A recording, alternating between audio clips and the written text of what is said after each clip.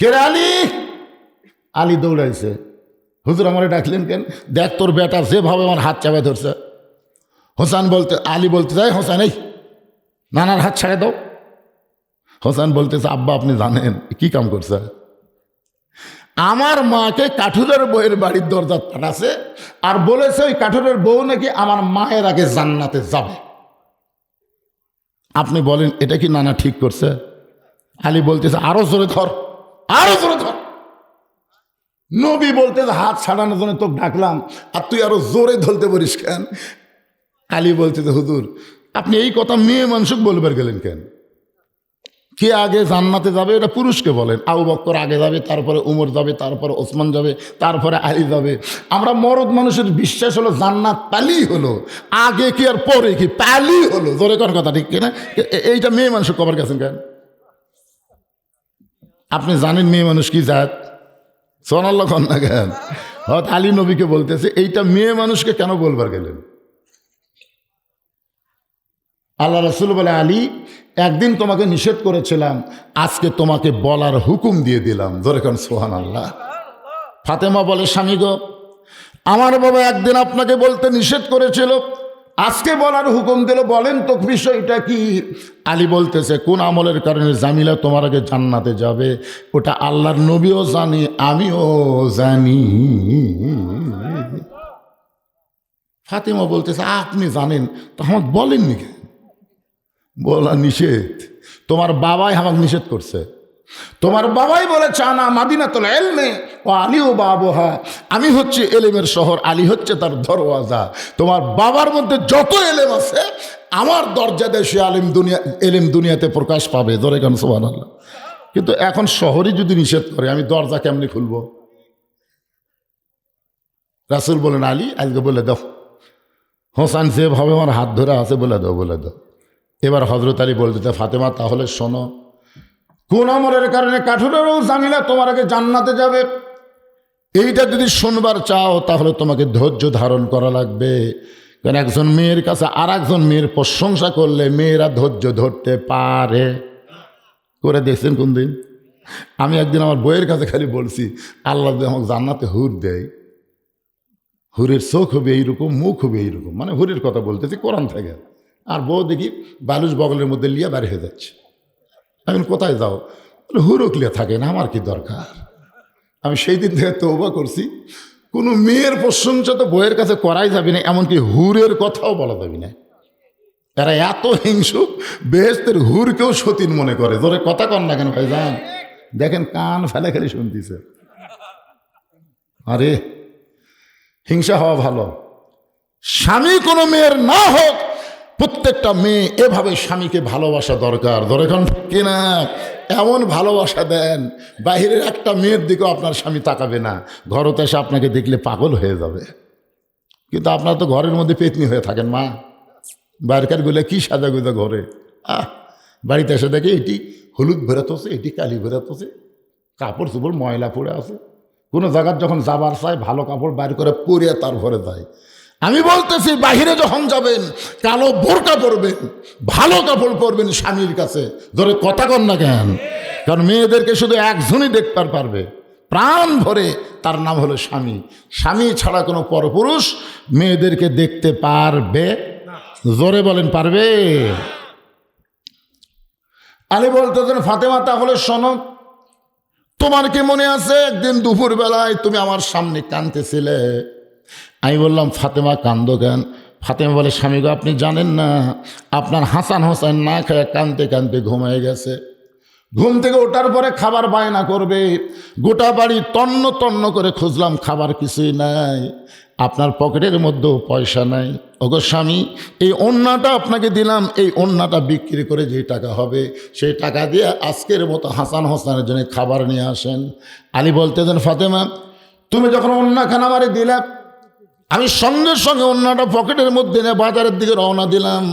যখনই বাজারের মধ্যে গেলাম, এমন সময় আমার মন বলতে চালি, রে তুই ওন্না বিক্রি করে যদি অন্না যদি বের করে বিক্রি করতে চাস, আর খরিদ্দার যদি জিজ্ঞাসা করে এটা কার অন্না, তুমি যদি বলো আমার বইয়ের অন্না, তাহলে খরিদ্দার মনে মনে চিন্তা করবে যে এই ব্যক্তি বইয়ের জিনিস বেচা খায়, সেই পুরুষ হলো দুর্বল পুরুষ। আপনার বলেন তো হজরত আলী দুর্বল না সবল? কদ্দুর সবল? আল্লাহ রাসূল বলেছেন আলী ও আসাদুল্লাহিল গালিব, আলী এত সবল, আলী হচ্ছে আল্লাহর সিংহ। ধরে কোন সুবহানাল্লাহ। কিন্তু মন বলতেছে আলী পকেট থেকে অন্না বের করবার চাইলেই খরিদ্দার যে জিজ্ঞাসা করে কার অন্না, তুমি যদি বলে আমার বইয়ের অন্না, তাহলে অবশ্যই খরিদ্দার মনে মনে চিন্তা করবে যেই পুরুষ বইয়ের জিনিস বেচা খায় এই পুরুষ হলো দুর্বল পুরুষ। আলী বলে ফাতেমা, আমি পকেট থেকে অন্যটা বের না করে বাজারের মধ্যে যখন ঘুরতেছিলাম কি করব, এমন সময় খরিদ্দার এসে আমার সামনে বলে আলী ভাই আপনি মনে হয় কিছু বিক্রি করবেন। আমি আলী চমকে গেলাম, আমি বিক্রি করব আল্লাহ ছাড়া কেউ জানে না। কিন্তু তাকে এদিকে খরিদ্দার ব্যাগটা আমার সামনে মেলে ধরেছে, আমি পকেট থেকে অন্না বের করে যখন ব্যাগের মধ্যে দিলাম, ওই খরিদ্দার একটা বারও ব্যাগের দিকে দেখলো না, বরং ব্যাগটার মুখ ধরে আমার হাতে 6টা দিরহাম দিয়ে খরিদ্দার কোথায় যেন চলে গেল। এমন সময় 6টা দিরহাম নিয়ে হযরত আলী খুব তড়িঘড়ি করে খাবার দোকানে গিয়ে বললাম, দোকানদার ভাই এই 6টা দিরহামের যে খাবার হবে সেই খাবারটা টোপলা করে আমারে দাও। আমার হাসান হোসাইন না খাইয়া কানতে কানতে ঘুমায় গেছে, ঘুম থেকে চেতন পাইলি তারা খাবার বায়না করবে। দোকানদার তাড়াতাড়ি করে 6টা দিরহামের একটা টোপলা খাবার যখন হযরত আলীর হাতে দিবে, আলী পকেট থেকে 6টা দিরহাম বের করে যখন দোকানদারকে দিবেন, এমন সময় এক ফকির এসে কান্দার বলে, আলী ভাই আমার বাড়িতে আজকে কয়েকদিন হলে খাবার নাই, যদি পারেন তাহলে আল্লাহর হস্তে আমাকে একটু সাহায্য করেন। আলী বলেন, ফাতেমা আমার এত রাগ হয়ে গেল, আমি 6টা দিরহাম দিয়ে খাবার টোপলা নেব, এমন সময় ফকির আমার সামনে দাঁড়াইছে পাওয়ার জন্যে। এমন সময় আল্লাহর কোরআন বললেন, আম্মা সাইলা ফালা তানহার, আলী রে সাইলকারীর সঙ্গে খারাপ ব্যবহার করিস না। আমি 6টা দিরহাম থেকে একটা দিরহাম যখন ফকিরকে দিবার চাই, এমন সময় আল্লাহর কোরআন বলতেছে, ওয়ামা তুনফিকু মিন শাইইন ফি সাবিলিল্লাহি ওয়াফা ইলাইকুম ওয়া আনতুম লা তুজলামুন। আলী ফকিরকে যদি একটা দিরহাম দান করো, আল্লাহ তোমাকে 10টা দিরহাম ফেরত দিবে। 2টা দিরহাম দান করলে আল্লাহ 20টা দিরহাম দেবে। আর 6টা দিরহাম যদি তুমি ফকিরকে দিয়ে দাও আলী, আল্লাহ তোমাকে দুনিয়াতেই 60টা দিরহাম ফিরাইয়া দিবে। আলী বলতেছেন, ফাতেমা আমি আল্লাহর কোরআনকে বিশ্বাস করে ওই খাবার টোপলা না নিয়ে ফকিরকে 6টা দিরহাম দিয়ে দিলাম। ফকির হাসতে হাসতে যখন চলে গেল, দোকানদার বলতে, আলী ভাই টোপলার খবর কি? আমি কইলাম, টোপলা দিয়ে তোমার হবে না, তুমি 2 বস্তা খাবার প্যাকেট করো। আমি দোকানদারকে 2 বস্তা খাবার প্যাকেট করার কথা বলে আমি মন খারাপ করে বাজারের মধ্যে ঘুরতেছিলাম, আর মনের ইমান বলতেছিল অবশ্যই আল্লাহর ওয়াদা সত্য। জোরে কর না সুবহানাল্লাহ।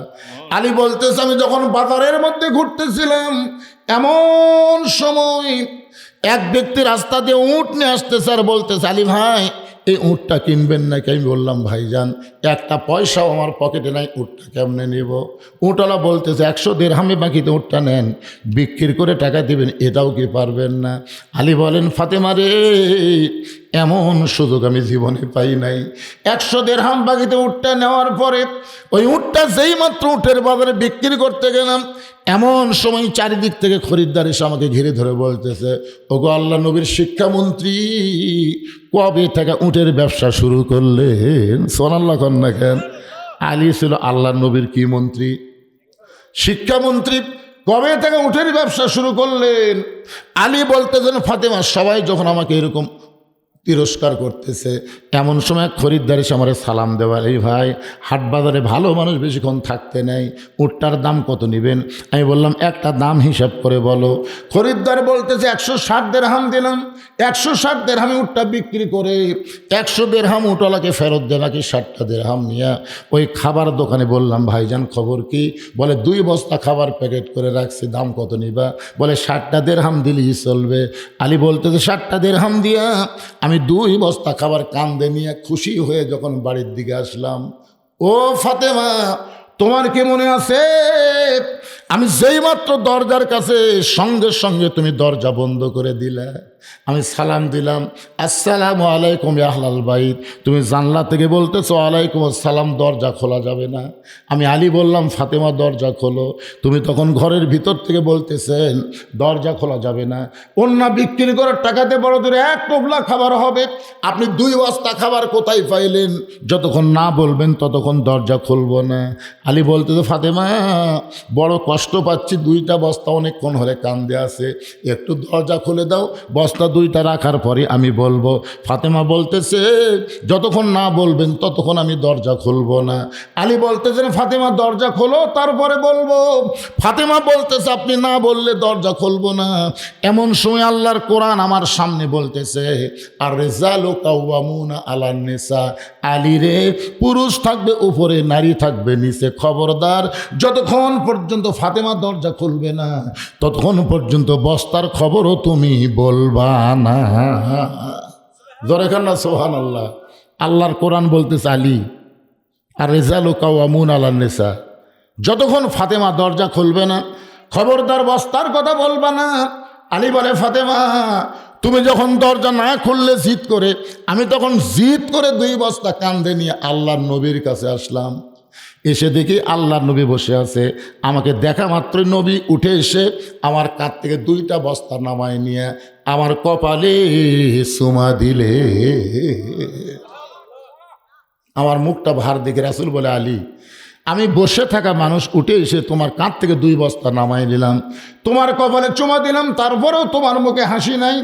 আমি তখন বললাম আপনি নবী ভালো কিন্তু আপনার মেয়ে ভালো না, আপনি বাপ ভালো কিন্তু আপনার মেয়ে ভালো না। সঙ্গে সঙ্গে রাসূল বলে আলী যেই কথা একবার বলেছ এ কথা আর 2বার বলো না। আমার ফাতেমা ভালো না, মেয়ে ভালো না, এ কথা কেমনি বললে? বলে হুজুর আপনি জানেন কমপক্ষে 10 বার বলেছি দরজা খোলো, প্রত্যেকবারে বলেছে বস্তার মধ্যে কি আছে, কেন 2 বস্তা পালেন? অন্য বিক্রি করার টাকা দিয়ে বড় জোর 1 টোপলা হবে, আপনি 2 বস্তা কোথায় পাইলেন? যতক্ষণ না বলবেন ততক্ষণ দরজা খুলবো। আমি বলেছি খোলা মাত্রই বলবো। বলে না আগে বলেন তারপরে খুলবো। এরকম জিদ করে যখন দরজা খোলেনি আমি রাগ করে আপনার কাছে আইছি। আল্লাহ রাসূল বলে আলী ফাতেমা ইচ্ছা করেই দরজা খোলেনি, না খোলার কারণ হলো তোমাকে আমার কাছে পাঠাইয়া দেওয়া। আলী বলতে হুজুর আপনার কাছে আমাকে পাঠানোর উদ্দেশ্য কি? রাসূল বললেন 4 কারণ। ধরে কোন কয় কারণ? 1 নম্বর কারণ হলো কে তোমার কাছ থেকে অন্যায় কিনেছে তুমি তাকে চিনো? আলী বলতে হুজুর আমি তো চিনি না। আল্লাহ রাসূল বললেন কে তোমার কাছে ভিক্ষা চাইছে তুমি তাকে জানো? আলী বলে না হুজুর আমি তো জানি না। আল্লাহ রাসূল বলে কে তোমার কাছে উট বিক্রি করলো তুমি তাকে চিনো? না আমি তো চিনি না। কে খরিদ্দার হয়ে উট কিনলো তুমি জানো? জানি না। তো এগুলো জানা লাগবে না? এগুলো জানার জন্যই তো আমার মেয়ে তোমাকে বস্তা সহ আমার কাছে পাঠিয়ে দিছে। ধরে কর না সুবহানাল্লাহ। এখন বলো আলী ফাতেমার অন্যায় কে কিনেছে? কোন খরিদ্দার তোমার কাছ থেকে ভিক্ষা নিল? কোন ফকির তোমার কাছে ভিক্ষা নিল? কে তোমার কাছে উট বিক্রি করলো? কোন খরিদ্দার তোমার কাছে উট কিনে নিল? তুমি কি জানবার চাও? আলী বলতেছে 1 কোটি বার জানবার চাই। রাসূল বললেন তাহলে বসো আমি জানা। হযরত আলী বসে গেছে, এখন আল্লাহ রাসূল জানাবে। আপনারা জানবেন মানুষ আজকে কম হোক, আমার গলাও ভাঙ্গা হোক, কিন্তু আজকে শ্রোতার মান ভালো। আপনার বলেন তো এ পর্যন্ত বাড়তিছে না কমতিছে? শ্রোতারা বাড়তিছে, কেউ উঠতেছে না। মানে আলীও বসে গেছে, না শোনা পর্যন্ত উঠবে না। আপনারাও বসে থাকেন, শুনবেন না? মাশাআল্লাহ দরজা পর্যন্ত বসে গেছে পারে। আমি আপনাদের বলবো, রাসূলও বলবেন, আলীও জানবে, আমরাও জানবো কোন খরিদ্দার ফাতেমার অন্যায় কিনলো, কোন ফকির আলীর কাছে ভিক্ষা নিল, কে আবার উট বিক্রি করলো, আবার খরিদ্দার হয়ে কে উট কিনলো। রাসূল আলীকে জানাবে, আমরাও জানবো ইনশাআল্লাহ। আমার মায়েরাও ধৈর্য নিয়ে বসে আছেন। তবে মসজিদের জন্য 10টা মিনিট আমি একটু আপনাদের কাছে হাত বাড়াবো। এ আল্লাহর ঘরের উদ্যোগে, আল্লাহর ঘরের উন্নয়ন কল্পে মাহফিল। আমাকে একজন যিনি প্রধান অতিথি তিনি আমাকে মোবাইলে বলে দিয়েছে হুজুর আপনি আমার বাপ্পার জন্য প্রাণ খুলে দোয়া করবেন। জনাব মোহাম্মদ ইউসুফ আলী রনি, উনি আল্লাহর ঘর মসজিদের জন্য 1 লক্ষ টাকা দিবে। ধরে করেন সুবহানাল্লাহ। উনি 1 লাখ টাকা দিবেন। মসজিদের কি কাম বাকি আছে? ছাদই হয়নি, ও আর এক তালার ছাদ, মানে ছাদ করার সময় উনি 1 লক্ষ টাকা দিবেন। তো আপনারা তো মাশাআল্লাহ এখানে যারা বসে আছেন, আপনাকে এই বড় প্রক্রিয়া মসজিদের মুসল্লি কারা কারা, তারা একটু হাত তোলেন তো। এই বড় প্রক্রিয়ারে যে মসজিদের উদ্যোগে মাহফিল হচ্ছে, এই মসজিদের কারা কারা, তারা একটা হাত তোলেন না। তুললি কি দেওয়া লাগবে বিকের পাগলা? হাত তুলবার করছি, কয়েকটা মানুষ বসে আছে, সেটা দেখা লাগবে না? আচ্ছা, বড় প্রক্রিয়ার বেড়া যারা, তারা হাত তোলেন তো। তারা আপনারা যারা বাহির থেকে গাইছেন ও শুনবেন, তারা একটু হাত তোলেন তো। আচ্ছা হাসেন, দাঁড়াও দাঁড়াও, লিল্লাহি কার জন্যে?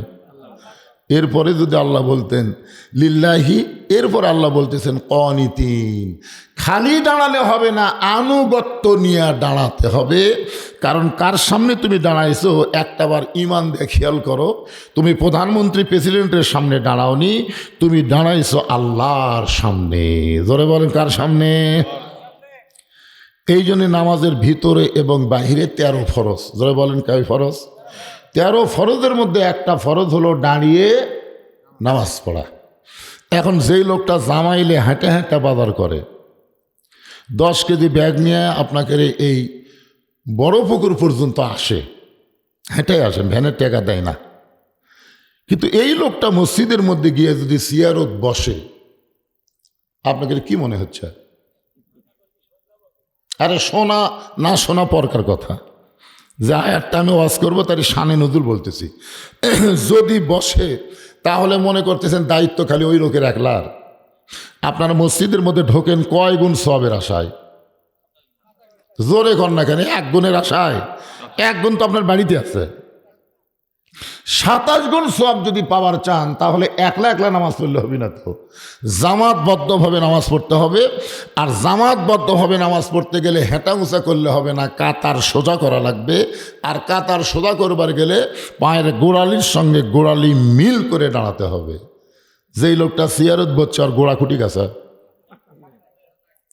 তাহলে আপনি কি চান যে একটা দুর্বল অসুস্থ লোকের জন্য 27 গুণ সওয়াব কমে যাক? এটাকে আপনি চান? যদি না চান তাহলে আপনার কাতার থেকে চেয়ার বের করে দেন। যদি 27 গুণ সওয়াব চান তাহলে আপনার কাতারে কোনো চেয়ার থোয়া যাবে। এখন দ্বিতীয় কাতারের লোকেরাও যদি 27 গুণ চায়, তাহলে চেয়ার 3 নম্বর কাতার দেন। 3 নম্বর কাতারের লোকেরাও যদি 27 গুণ সওয়াব চায়, চেয়ার 4 নম্বরে যাবে। 4 নম্বর কাতার যদি 27 গুণ সওয়াব চায়, চেয়ার আর মসজিদের মধ্যে থাকবে না, চেয়ার বারান্দাত এতিমের মতন পড়ে থাকবি। ধরে কোন কথা ঠিক কিনা?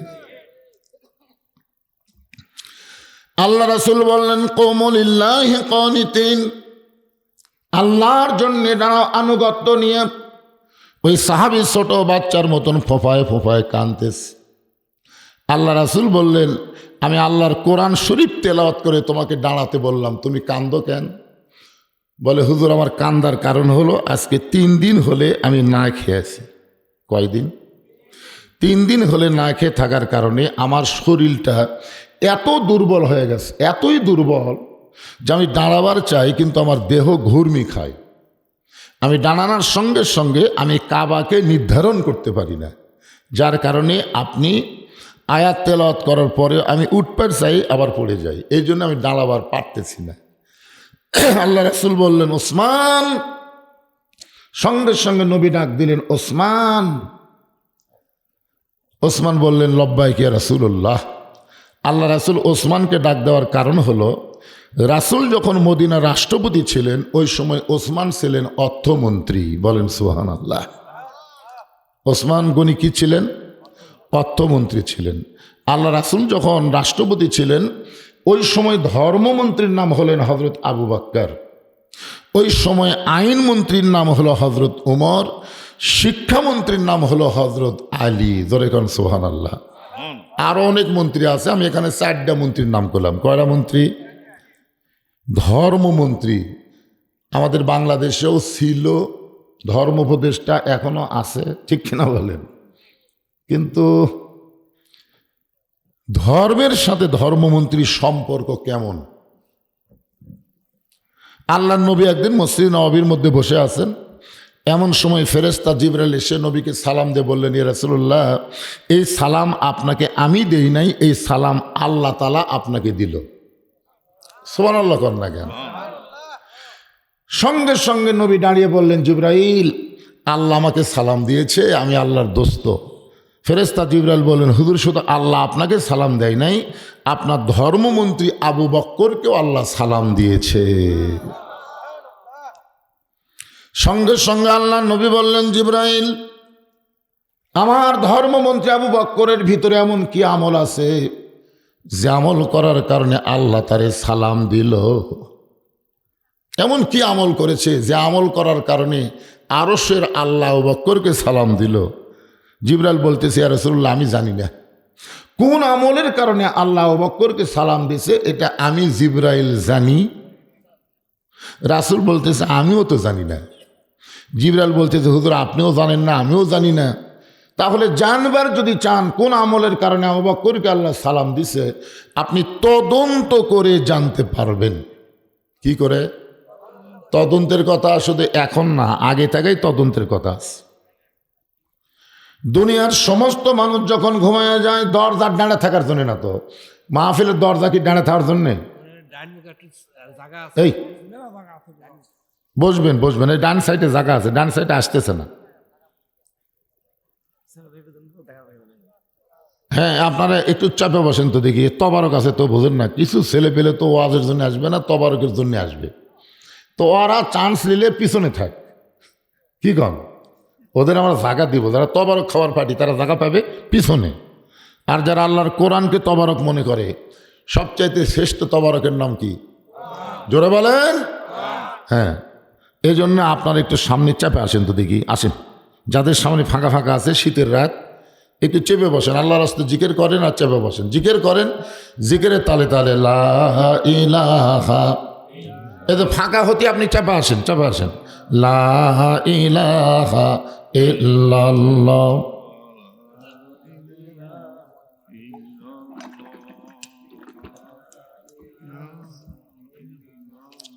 জিকির করে না রে।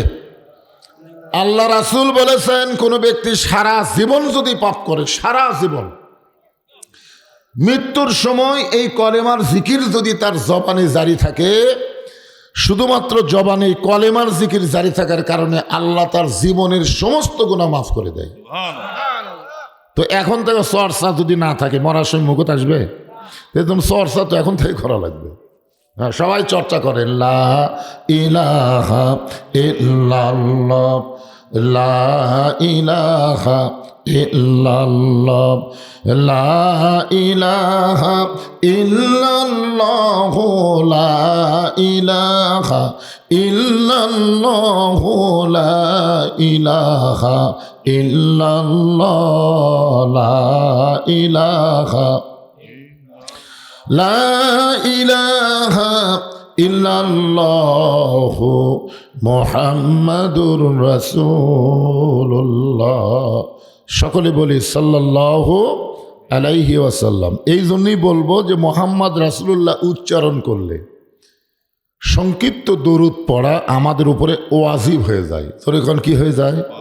হযরত আলী রাদিয়াল্লাহু বলেছেন, নবীর নাম উচ্চারণ করলো অথচ নবীর প্রতি দরুদ পড়ল না, ও হলো সবচাইতে বড় কৃপণ। আপনার বলেন তো, কৃপণের জায়গা কোন জায়গায়? কৃপণ, আল্লাহ রাসূল বলেছেন, আল বাখিলু লা ইয়াদখুলুল জান্নাহ, বখিল কখনোই জান্নাতে যাবে না, কখনোই যাবে না। মারাত্মক কথা। তো যাই হোক, আমরা এই বখিলতা করব না। নবী ছাড়া আমাদের কোন উপায় আছে? আল্লাহ যদি পাবার চাই, নবী ছাড়া পাবেন ভাই? উপায় নাই রে, উপায় নাই রে, উপায় নাই, নবী বিনে আল্লাহ পাওয়ার উপায় নাই। এই জন্যে মহব্বতে, দরুদ শরীফ হলো মহাব্বত। আমি ইবাদতের ওয়াজ করতেছি, নামাজ হচ্ছে ইবাদত, আর দরুদ শরীফ কি? ওজন বেশি কার? সারা জীবনের ইবাদত এক পাল্লায়, আবু বক্করের এক রাতের মহব্বত অন্য পাল্লায়। সমস্ত উম্মতের ইবাদতের চাইতে আবু বক্করের একা মহব্বতের ওজন আল্লাহর কাছে বেশি হবে। হয়তো আবু বক্কর এই মহব্বত কাক করছেন? নবীরে করছেন। এই চিন্তা করে দেখেন, সেই নবীর মহব্বতে আমরাও দরুদ পড়ব, আপত্তি? আলহামদুলিল্লাহ। আল্লাহ রাসূল গভীর রাত্রে তদন্তের জন্য বের হলেন। দুনিয়ার সবাই যখন ঘুম পাড়তেছে এমন সময় আবু বক্করের জানলার কাছে গিয়া নবী শুনতে পায় ঘরের ভিতর থেকে ফোঁসফোঁস করে কান্নার শব্দ আসতেছে। কান্নার কোনো সাউন্ড নাই, কিন্তু একটা ফোঁসফোঁসি শব্দ। আল্লাহ রাসূল চিন্তা করলেন যে এই দুনিয়াতে আল্লাহ 10 জনকে জান্নাতের সার্টিফিকেট দান করেছে। বলেন সুবহানাল্লাহ। নবীর প্রত্যেকটা সাহাবীরাই জান্নাতে যাবে। আমাকে একজন বলতে, এই 10 জনকে আল্লাহ জান্নাত দেবে না, সবাই। আল্লাহ কোরআনে বলেছেন রাদিয়াল্লাহু আনহুম ওয়ারাদু আন যালিকা লিমান খাশিয়া রাব্বাহ। যে সমস্ত মানুষের পিছনে রাদিয়াল্লাহু তাআলা আনহু শব্দ আছে, আল্লাহ তাদেরকে বিনা হিসাবে জান্নাত দিয়ে দিবে। তাহলে সমস্ত সাহাবীরাই কি একসাথে বলেন, সমস্ত সাহারা কি জান্নাতি? কিন্তু 10 জনকে আল্লাহ জান্নাতের সার্টিফিকেট দান করেছে। সেই 10 জনের মধ্যে 1 নম্বরের নাম হলো হযরতে আবু বকর সিদ্দিক। নবী চিন্তায় পড়ে গেলেন, যে মানুষটা জান্নাতের 1 নম্বর, সেই মানুষটা এই সময় কাঁদতেছে, কারণ কি? নবী কিছুই বললেন না। নবী চলে গেলেন মসজিদ নববীতে। ফজরের নামাজ শেষ করার পরে নবী সাহাবীর দিকে মুখ ঘুরে বললেন, আবু বকর, তোমার সঙ্গে আমার গোপন কিছু গল্প আছে। যেই নবী বলেন আবু বকর তোমার সাথে আমার গোপন কিছু গল্প আছে, বলা মাত্রই সমস্ত সাহাবীরা মসজিদ থেকে বাইরে চলে গেলেন। সুবহানাল্লাহ বলেন না কেন?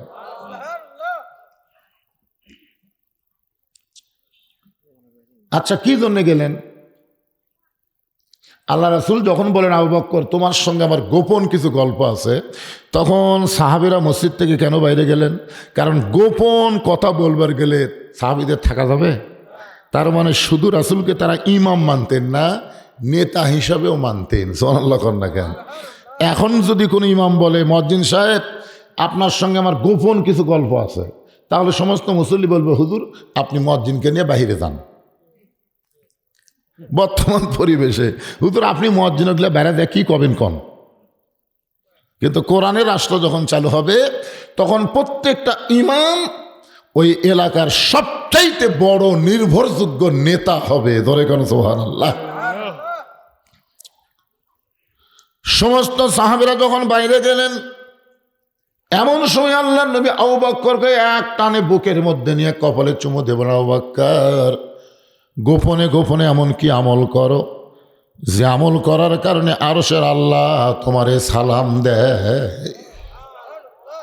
আবু বকর বলে, আল্লাহর শপথ করে বলতেছে হুজুর এমন কি আমল আমি করেছি যে আমল করার কারণে আল্লাহ আমারে সালাম দেয়? আমি নিজেও জানি না। আল্লাহ নবী বলেন জিবরাইলও জানে না, আমিও জানতাম না, তুমিও জানো না, কিন্তু তদন্ত করার পরে জানতে পারলাম সবাই যখন ঘুমায় এমন সময় তুমি কেন কাঁদতেছিলে? আবু বকর বলে, রাসূলুল্লাহ সবাই যখন ঘুমায় এমন সময় আমার কান্নার কারণ হলো, এক সময় আল্লাহর জব্বার আর কাহার এই 2টা নামের উপর আমি মোরাকাবা শুরু করলাম। মোরাকাবা যখন করতেছি এমন সময় হাসরের ময়দানে কে যেন এলান করলো যে আজকে সবাই জান্নাতে যাবে, শুধু একজন ব্যক্তি জাহান্নামে হবে। আমার এত ভয়, সে একজন ব্যক্তি যদি আবু বকর হয়। সঙ্গে সঙ্গে আল্লাহ বললেন ইন্না আকরামাকুম ইনদাল্লাহি আতকাকুম। ওই ব্যক্তির জন্য আরশের আল্লাহর সালাম হয় যার কলিজার ভিতরে আল্লাহর বেশি ভয়। সেই মানুষটা হলো ধর্মমন্ত্রী। এখন বলেন তো ধর্ম অনুযায়ী মন্ত্রী তো ঠিক আছে? আছে? আইন মন্ত্রীর নাম কি?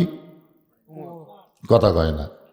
আপনারা বলেন তো যে উমরের শানে আল্লাহ তাআলা এই কোরআনে 23টা আয়াত নাজিল করেছে। ধরে কোন সুবহানাল্লাহ। মানে রাসূলের মতের সাথেও আল্লাহর মত মিলে নাই, মত মিলেছে উমরের মতের সাথে। ধরে কোন সুবহানাল্লাহ। সেই উমরকে রাসূল যখন রাষ্ট্রপতি ছিলেন তখন আইন মন্ত্রীর দায়িত্ব দিয়েছিলেন। অর্থমন্ত্রীর নাম হলো ওসমান গনি। জোরে বলেন নাম কি? আল্লাহ রাসূল যেই বলেন ওসমান, সঙ্গে সঙ্গে ওসমান বলে লব্বাইক ইয়া রাসূলুল্লাহ। আল্লাহ নবী বলেন ওসমান, আল্লাহ তোমাকে এত সম্পদ দান করেছে আর তোমার ভাই আজকে 3 দিন হলে না খেয়ে আছে। কয়দিন? যার কারণে সে নামাজে দাঁড়াবার পারতেছে না। আল্লাহ তোমাকে এত সম্পদ দিল আর তোমার ভাই 3 দিন হয়ে না খেয়ে থাকলো, তোমার কি করার কিছুই নাই?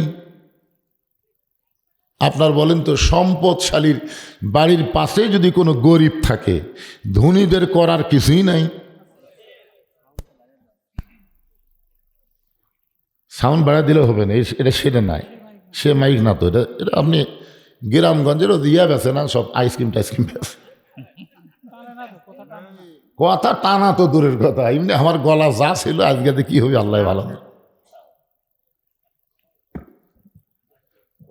আপনারা শুনবার পাচ্ছেন? আলহামদুলিল্লাহ। থাক, মেলার লোক শোনানোর কি দরকার। এখন সাউন্ড জোরে দিবি মানে টানবার পারবি না, খালি ভম ভম ভম ভম করে যা হচ্ছে তাও আর হবি না।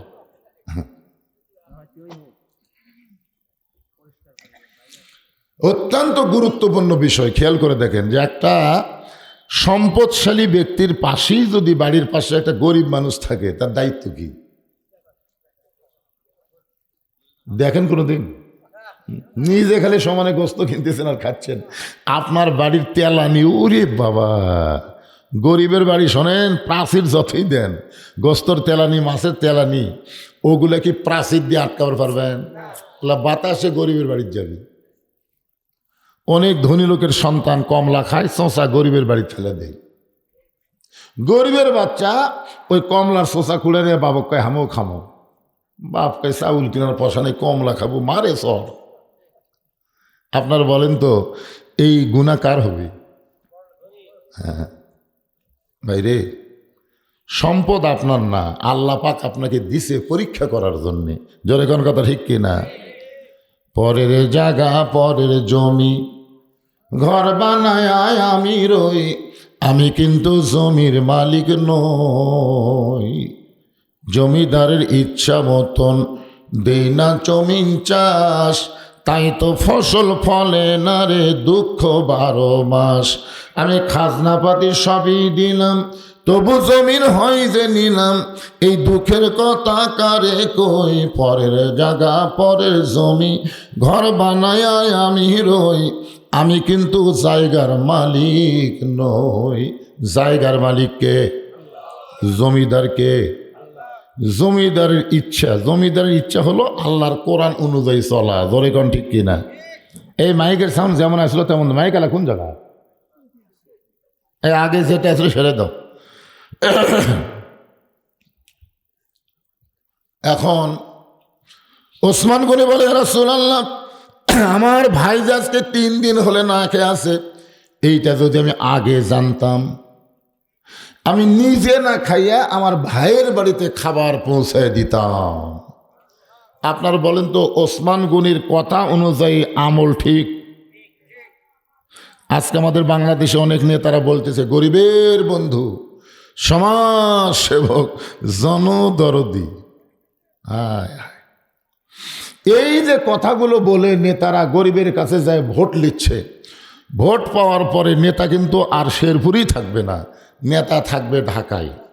মাঝে মধ্যে নেতা এলাকার বেড়াবার আসবে, চামচার অত্যাচারে একটা গরিব নেতার কাছে যাওয়ার পারবি না। ধরে খান কথা ঠিক কিনা? এই জন্য আল্লাহ বলেছেন, লিমা তাকুলু মা লা তাফালুন, তোমার কথার সাথে কাজের যদি মিল না থাকে তাহলে তুমি মুনাফিক। জোরে কোন কি ফিক? আরো জোরে কোন। অনেক বক্তারও ওয়াজের সাথে আমলের মিল নেই। এক ছাত্র হুজুরের কাছে প্রতিদিন কোরআন শরীফ পড়বার আসে, তো হুজুর বলতেছে, তোর কোরআন শরীফ পড়বার তো বাড়ি? কই বাড়ি আমার খুবই দূরে হুজুর, ওই দিক দিয়ে ঘুরে ঘুরে ব্রিজ দিয়ে পার হয়ে আপনার কাছে এসে পড়ি। এমন কোনো দোয়া আছে যে দোয়া পড়ে নদী পার হওয়া যায়? তো হুজুর বলতেছে, পাগলা, বিসমিল্লাহকে চোখ বন্ধ করবি তাহলেই পার হবি। হুজুর মনে করছে চোখ বন্ধ করে পানি পাও দিয়ে ডুবে গেলে আর দোয়ার দেখা যাবি না। তুমি এই হুজুরের কথা বিশ্বাস করে ওই সেদিন থেকে বিসমিল্লাহ করে চোখ বন্ধ করে নদীর ওই পারে চলে যায়। প্রতিদিন এইভাবেই কিন্তু আসতেছে।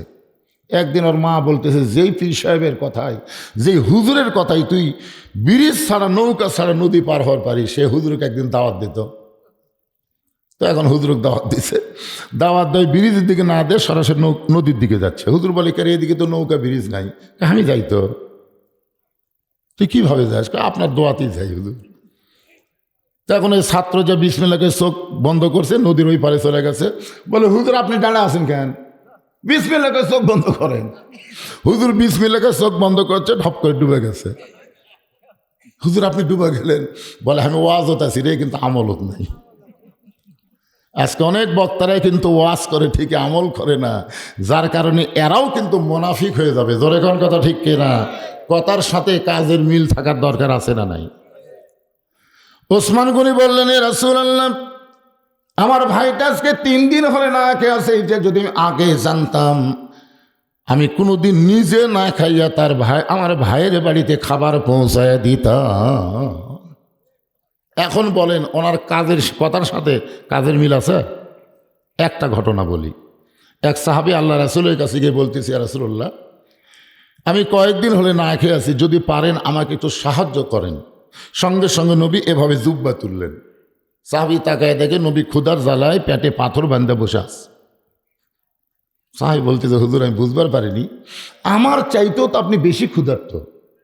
আমি না খেয়ে আছি ঠিকই, কিন্তু এখনো পেটে পাথর বাঁধিনি, কিন্তু আপনি পাথর বাঁধে বসে আছেন। হুজুর আপনার কাছে আমি বেয়াদবি করছি, মাফ করে দেন। এই বলে যখন দরিদ্র সাহাবী যাবার চাই, আল্লাহ রাসূল বললেন, সাহাবী তুমি কি জানো, আম্মা সাইলা ফালা তানহার, সায়েলকারীকে খালি খালি ফিরান যায় না। বলে, হুজুর আপনার যে অবস্থা, আপনি আমার কি দিবেন? আল্লাহ রাসূল বললেন, আমি দিবার না পারলে কি হবে, আমার অর্থমন্ত্রী ওসমান গনির কাছে যাও। জোরে কোন সুবহানাল্লাহ।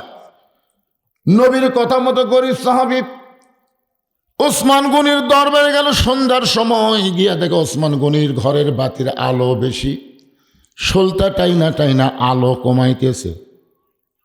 গরিব দূর থেকে দেখে কয়, আরে আমার ঘরে আর চাইতে বেশি আলো জ্বলে, আমি কোনোদিন সলতা টাইনা আলো কমাই নাই। ই তো যেই কৃপণের কৃপণ, ই কিসের দান করবি? নবীর কাছে গিয়া বলে, রাসূলুল্লাহ, এমন এক কৃপণের কাছে আমারে পাঠাইছেন, ঘরের সামান্য আলো বেশি হওয়ার কারণে সলতা টাইনা টাইনা আলো কমায়। রাসূল বলে, তুমি কি তোমার অভাবের কথা বলেছ? বলে, বলার মতন পরিবেশ পাইনি। আবার যাও। পরদিন সকালবেলায় ওসমান গনির দরবারে গরিবটা গেছে কিছু পাওয়ার জন্য। গিয়া দেখে ওসমান গনি রাত্রেবেলা যেই বালিশে ঘুম পাড়ছে, ওই বালিশের কোনা ফাটা তুলা ঘরের মধ্যে পড়ে গেছে। ওসমান গনি তুলাগুলো খোঁটায় খোঁটায় বালিশের মধ্যে ঢুকায়। গরিব মনে চিন্তা করে, এরকম তুলা যদি আমার ঘরের মধ্যে পড়তো, আমি শামটা দিয়া ঝাড় দিয়ে ফেলে দিতাম। এত কৃপণের কৃপণ সামান্য তুলার লোভ সহ্য করতে পারে না। খোঁটায় খোঁটায় বালিশের খোলের মধ্যে ঢুকাই, আমারে কি দিবে? নবীর কাছে গিয়ে বলে, রাসূলুল্লাহ, আপনি দিবার পারবেন না, কিন্তু এমন কৃপণের কাছে আমারে কেন বারবার পাঠান? আল্লাহ রাসূল বলে, তুমি কি তোমার অভাবের কথা বলছো? বলে, বলার মতন কোনো পরিবেশ পাই নাই। রাসূল বললেন, তাহলে আবার যাও। নবীর কথা মতো পরদিন সকালবেলা গিয়ে দেখো ওসমান গনি খালি গায়ে বসে আছেন। খালি গায়ে। লোকটা চিন্তায় পড়ে গেল, কেন খালি গায়ে বসে আছেন? কিছুক্ষণ পরে দেখতে পাই ওসমান গনির কোলের মধ্যে একটা পাঞ্জাবি কয়েক জায়গায় ছিঁড়ে গেছে। ওই ছিঁড়া পাঞ্জাবি সেলাই করবেন, কিন্তু শুয়ের মধ্যে সুতা ঢোকাবার পারতেছেন না। চোখের পাওয়ার কম হওয়ার কারণে শুয়ের মধ্যে সুতা ঢোকাবার যখন পারতেছেন না, বারবার চেষ্টা করেও হয় না। এমন সময় গরিব বলতেছে, ওসমান ভাই। ওসমান গনি ঘাড় ঘুরায় বলতেছে, আসসালামু আলাইকুম ভাইজান, কি খবর? বলে, রাস্তা দিয়ে যাচ্ছিলাম, কিন্তু আপনার করুণ অবস্থা, শুয়ের মধ্যে সুতা ঢোকাবার পারতেছেন না, দেন আমি শুয়ের মধ্যে সুতা ঢুকাই দিই। ওসমান গনি সুই সুতা দিলে তিনি শুয়ের মধ্যে সুতা যখন ঢুকাই দিয়েছে, খপ করে হাত ধরে বলতেছে, ভাইজান, আমার ছেঁড়া পাঞ্জাবি সেলাই করার সুযোগ করে দিলে, শুয়ের মধ্যে সুতা ঢুকাইয়া, তার বিনিময়ে তুমি কি চাও? গরিব মনে মনে কয়, যেই কৃপণের কৃপণ, ও আমারও তো কিছু দিবার পারবে না। রাগ করে বলতেছে, আমার হাতটা ছেড়ে দেন। হাতটা ছাড়া দিলে আমি চলে যাই। ওসমান গনি ডাক দিল ম্যানেজার, সঙ্গে সঙ্গে ম্যানেজার বলে, স্যার আমারে ডাকলেন কেন? ওসমান গনি বলতেছে, এই ভাইটা আমার শোয়ের মধ্যে সুতা ঢোকায়া আমার সিনা পাঞ্জাবি সেলাই করার সুযোগ করে দিল, এর বিনিময় 100 উট এরে দিয়ে দাও। গরিব বলে, হুজুর আপনি কি কন? সামান্য শোয়ের মধ্যে সুতা ঢোকাইলে 100 উট আপনি আমারে কেন দিবেন? ওসমান গনি বলে, ম্যানেজার আমার এই গরিব ভাইকে তুমি 200 উট দিয়ে দাও। গরিব বলে, হুজুর আপনি কি কন? সামান্য শোয়ের মধ্যে সুতা ঢোকাইলে আমার 200 উট আপনি কেন দেবেন? ওসমান বলে, ম্যানেজার ওই ফার্মের মধ্যে কত উট আছে তোমার কি জানা আছে? বলে 2000-এর বেশি হবে। ওসমান গনি বললেন, সব আমার ভাইরে দিয়ে দাও।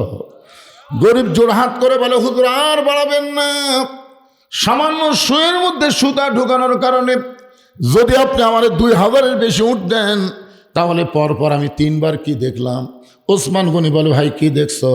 বলে, প্রথম দেখলাম আলো ঘরে বেশি হয়েছে বলে সলতাটাই না আলো কমাইতেছেন।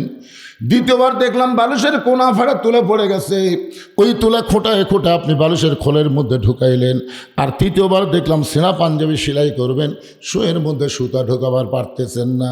ওসমান গনি কান্দের বলে, পাগল, তুমি 3বার যা দেখছো তার নাম হলো দুনিয়া, আর তোমার যেইটা দিলাম তার নাম হলো আখিরাত। এই দুনিয়াতে ওসমানের আলোর কোনো দরকার নাই। এই দুনিয়াতে সামান্য 2 দিনের দুনিয়াতে ওসমানের আরামের বালিশের কোনো দরকার নাই। এই 2 দিনের দুনিয়ায় ওসমানের নতুন পাঞ্জাবির দরকার নাই। ওসমান হলো আখেরাতের কাঙ্গাল। তোমার 2000 উট দান করে আল্লাহ যেন ওসমানকে আখেরাতে দিয়ে দেয়। এখন আপনারা বলেন, কথার সাথে কাজের মিল আছে না নাই? এমনি অর্থমন্ত্রী আল্লাহ রাসূল বলে, ওসমান তাহলে নামাজ শেষ হলে গরিব ভাইয়ের তুমি সাহায্য করবা, তাকে যেন আর না খেয়ে থাকা না লাগে। এই কথা আল্লাহ রাসূল ওসমানকে বলি, গরিবের দিকে তাকায় বলতেছে, আজকের দিনে বসাই নামাজ পড়ো, আজকের দিনে বসাই নামাজ পড়ো, মাটির বসা নামাজ হবে, কিন্তু সিয়ারত হবে না। আমার কথাকে বুঝতে পারলেন? সিয়ার আর মাটি দুইটাকে এক না তো। চেয়ারত বসলে পাওনি 3 আদায় হয় না, আনুগত্য হয় না। অনেক লোক আবার কতগুলো দেখবেন চেয়ারের দিকে হেলান দেয় না, নামাজ তো খাড়া হবার পারেনি, চেয়ারত বসে আবার হেলান মারিছে, হেলান। আল্লাহর সঙ্গে গাদ্দারি করা যাবে? আল্লাহ রাসূল বললেন, আজকের দিনে তুমি মাটিতে বসাই নামাজ পড়ো, কারণ 3 দিন না খাওয়ার কারণে এত দুর্বল যখন হয়েছে ওটা আবার বাড়তেছ না। আজকের দিনে বসাই নামাজ পড়ো। নামাজ শেষ হওয়ার সঙ্গে সঙ্গে ওসমানের কাছে যাবে, ওসমান এমন দেওয়া দিবে তোমার আর কোনো দিন না খেয়ে থাকা লাগবে না। সুবহানাল্লাহ রাখেন। ওসমান গনি কি কম দিবি? কি মনে হয়? শোয়ের মধ্যে সুতা ঢুকালে কড্ডি দেয়, 2000 কি দেয়? উঠ বোঝেন? আমরা কয়েকবার হজ করে গেছি, এখন পর্যন্ত ছাগল ছাড়া দুম্বাই কোরবানি দিবার পারিনি। একবার 7 জন হাজি মিলে উঠে বাজারে গেছিলেন, উটের দাম শুনে সবাই কানো থাপ দেখায়, না ভাই এই টাকাতে যায় নামাজ কিনবো, খুরমা খেজুর কিনবো, কিন্তু উটের ধারে যাবো না। পরে ওই যে লেয়ার ভেড়া একটা ছাগল দিলে দেশত আমরা দিই, ওটাই আবার কুরবানি করে সব বাড়িতে আসে। খোঁজরা দেখবেন উট কুরবানি দেওয়ার মতন হাজি আপনাকে শেরপুরে নেই, এক দবির হাজি থাকলে হতে পারে, অন্য কেউ দিবি না। একটু মনোযোগ দিয়ে শুনবেন। আল্লাহ রাসূল বললেন, নামাজ যখন শেষ হবে ওসমানের কাছে যাবে, ওসমান এমন দেওয়া দিবে তোমার আর কোনোদিন না খেয়ে থাকা লাগবে না। ওই দুর্বল সাহাবী ছোট বাচ্চার মতন জোরে জোরে কান্না শুরু করছে। রাসূল বললেন, কি জন্যে কান্দ? সাহাবীরা বলতেছে, রাসূল আল্লাহ, আজকে 3 দিন হলে না খাওয়ার কারণে আমার দেহ দুর্বল হয়ে গেছে, কিন্তু আমার ঈমানটা এখনো দুর্বল হয় নাই। আমার বিশ্বাস আল্লাহ আমাকে সাহায্য দিবে, আল্লাহ আমাকে সাহায্য দিবে, কারণ ইয়্যাকা না'বুদু ওয়া ইয়্যাকা নাস্তাইন। আমি ইবাদত করি কার? আমি সাহায্য চাই কার কাছে? যতক্ষণ আমার ঈমান বলবে আল্লাহ আমাকে সাহায্য দিবে, দরকার হলে আমি না খাইয়া মরে যাব, কিন্তু আমার আল্লাহ বাদ দিয়া ওসমানের কাছে আমি যাব না। আস্তাইনু বিসসবরি ওয়াসসালাহ। দরকার হলে ওই দুর্বল সাহাবী বলতেছে আমি না খাইয়া মরেই যাব, কিন্তু আমার আল্লাহ বাদ দিয়ে আমি ওসমানের কাছে যাব না। এই কথা যেই বলেছে সঙ্গে সঙ্গে আল্লাহ নবী বললেন আজকে আসরের নামাজ দেরিতে হবে। কি হবে? আকামত কিন্তু হয়ে গেছে। হযরত বেলাল কি দিচ্ছে? আকামত দিচ্ছে। আর এই সময় রাসূল বললেন আজকে আসরের নামাজ দেরিতে হবে। এই কথা বলে আল্লাহ রাসূল মেহরাব থেকে ওই দুর্বল সাহাবীর দিকে পা বাড়াইছে।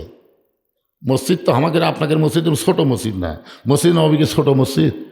আল্লাহ রাসূল মেহরাব থেকে যখন দুর্বল সাহাবীর দিকে পা বাড়াইছে, এমন সময় হযরত ওমর আল্লাহ রাসূলের জুব্বা টেনে ধরছে।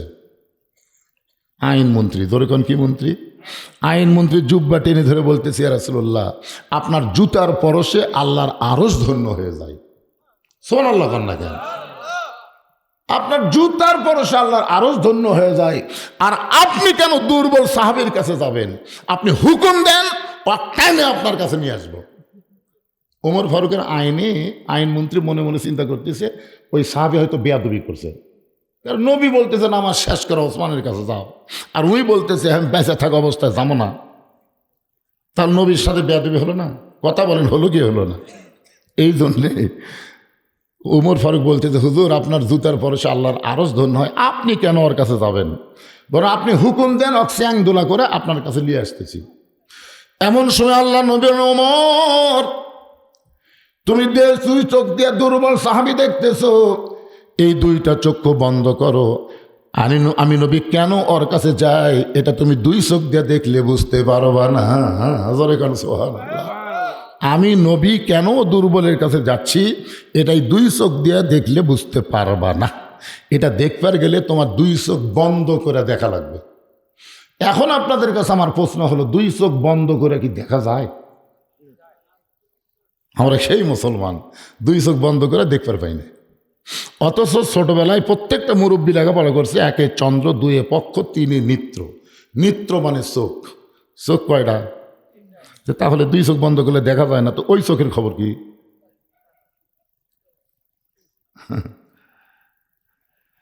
আরে আমাদের ওই চক্ষু বন্ধ হওয়ার কারণেই আমরা দুনিয়ার পাগল হয়ে গেছি। এই দুই চোখের সাথে যদি ওই চোখটাও থাকতো তাহলে আমরা দুনিয়ার এত পাগল হতাম না। 3 তলা 4 তলা বাড়ির দিকে না তাকায়া আমরা বারবার কবরের দিকে তাকাতাম। ধরে কোন কথা ঠিক কিনা? আপনাদের এই বড় পুকুরে কি গোরস্থান আছে?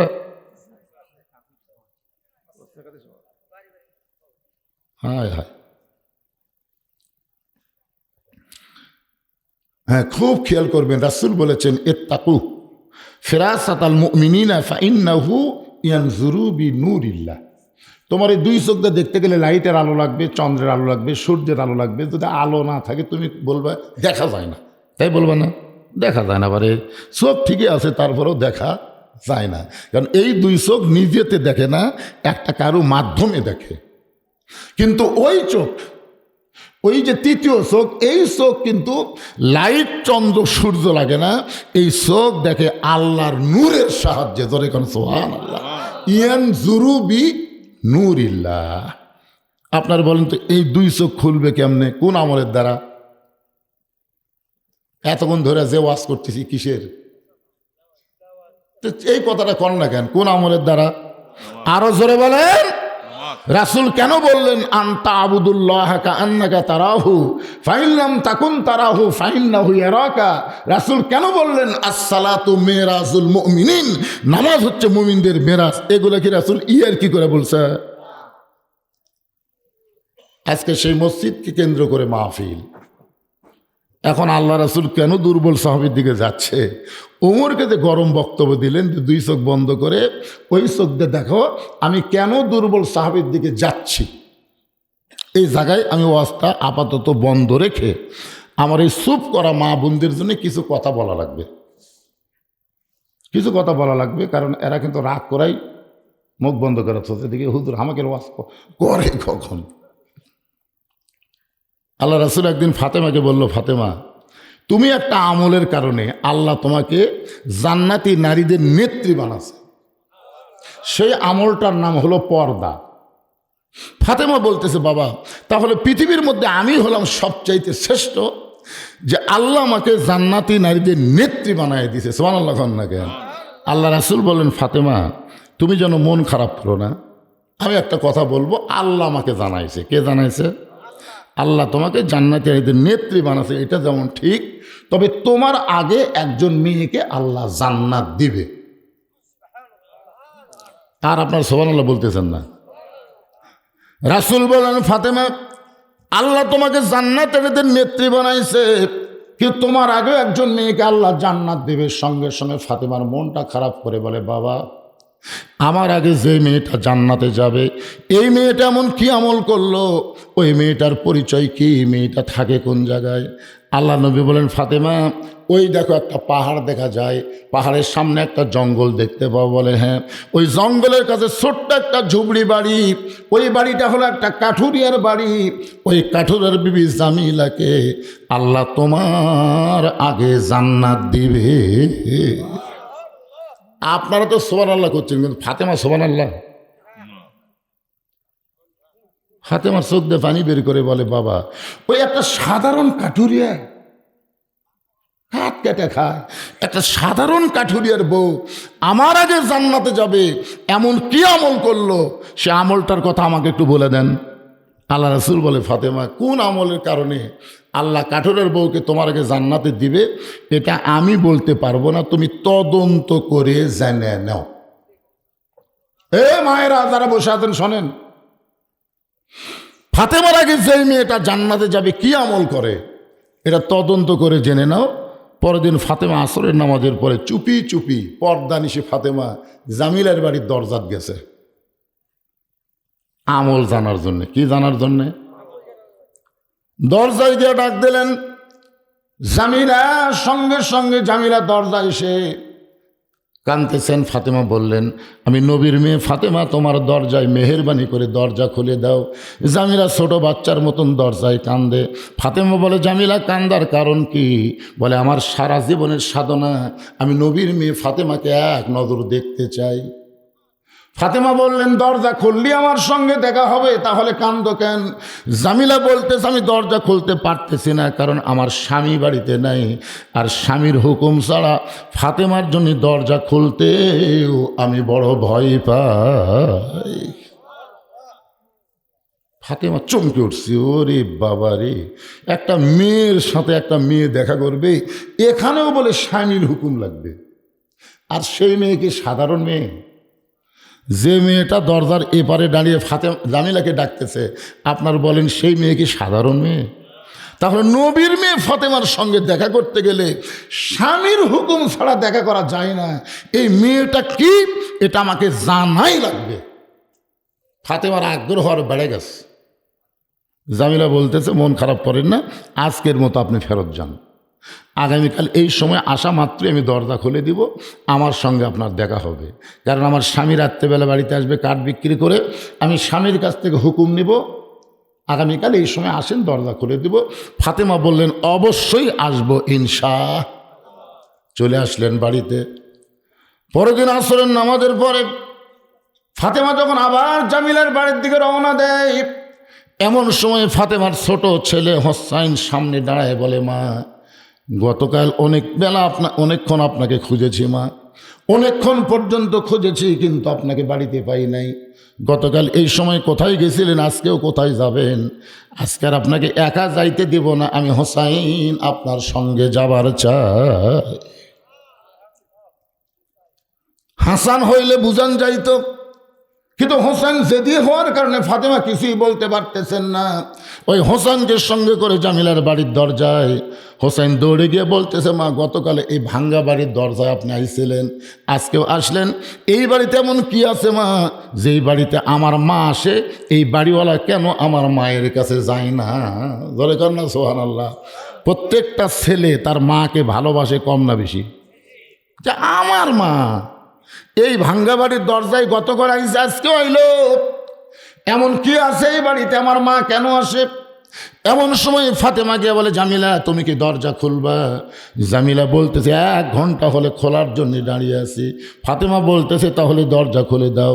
জামিলা বলতেছে, কে যেন আপনাকে মা মা বলে ডাকতেছে, ওই বাচ্চাকে নিয়ে যদি আপনি ঢুকতে চান তাহলে আজকের মতো আপনি ফেরত যান, কারণ আমার স্বামী শুধু আপনার ব্যাপারে দরজা খোলার হুকুম দিচ্ছে, আপনি বাচ্চা কাচ্চা নিয়ে আসবেন এই ব্যাপারে তো আমার স্বামী হুকুম দেয় নাই। সঙ্গে সঙ্গে হোসেন চিল্লায় বলে, মা এই মেয়েটা অত্যন্ত খারাপ মেয়ে মা, যে মেয়েটা আমি ছোট্ট একটা মানুষ তোমার সঙ্গে থাকার কারণে দরজা খোলে না, এই মেয়েটা কোনোদিন ভালো মেয়ে হতে পারে না। এমন সময় ফাতেমা হোসেনকে কোলে নিয়ে কপালে একটা চুমু দিয়ে বলে, বাবু তুমি ছোট্ট মানুষ, তুমি বলতে তো খারাপ মেয়ে, অথচ তোমার নানা বলেছে ওই মেয়েটা তোমার মায়ের আগে আল্লাহর জান্নাতে যাবে। তুমি ছোট্ট মানুষ, তুমি বোঝো না, এই কারণেই তুমি বলতেছো খারাপ মেয়ে, কিন্তু তোমার নানা বলেছে ওই মেয়েটা তোমার মায়ের আগে জান্নাতে যাবে। সঙ্গে সঙ্গে হোসেন মায়ের হাত ধরে বলতেছে, মা তাহলে অযথা এই জায়গায় ঘুরে লাভ নাই, আসল জায়গায় তোমাকে নিয়ে যেতে চাই। হোসেন মায়ের হাত ধরে বলতেছে, অযথা এ জায়গায় ঘুরে লাভ নাই, আসল জায়গায় তোমাকে নিয়ে যাবার চাই। এখন আপনারা বলে তো মুসলমানের জন্য আসল জায়গার নাম কি? মসজিদ। আগলা আব্দুল আলিম কস, আব্দুল আলিম, মনে বড় আশা ছিল আমি যাব মদিনায়। ওই সময় কিন্তু বহু আলেম আব্দুল আলিমের এই গানে খুব রাগ করছিল। ওই সময় রাগ করে বলেছিল, আব্দুল আলিম তো মূর্খ মানুষ, এই জন্য কী করতে কী কয়। আব্দুল আলিম বলল, আলিম সাহেবরা কি বলা লাগবে? তখন আলেমেরা বলল, আপনি বলেন, মনে বড় আশা ছিল আমি যাব মক্কা মদিনায়। আপনি মক্কারে বাদ দিয়ে শুধু মদিনায় যাবার চান? মক্কায় আল্লাহর ঘর, মদিনায় রাসূলের রওজা।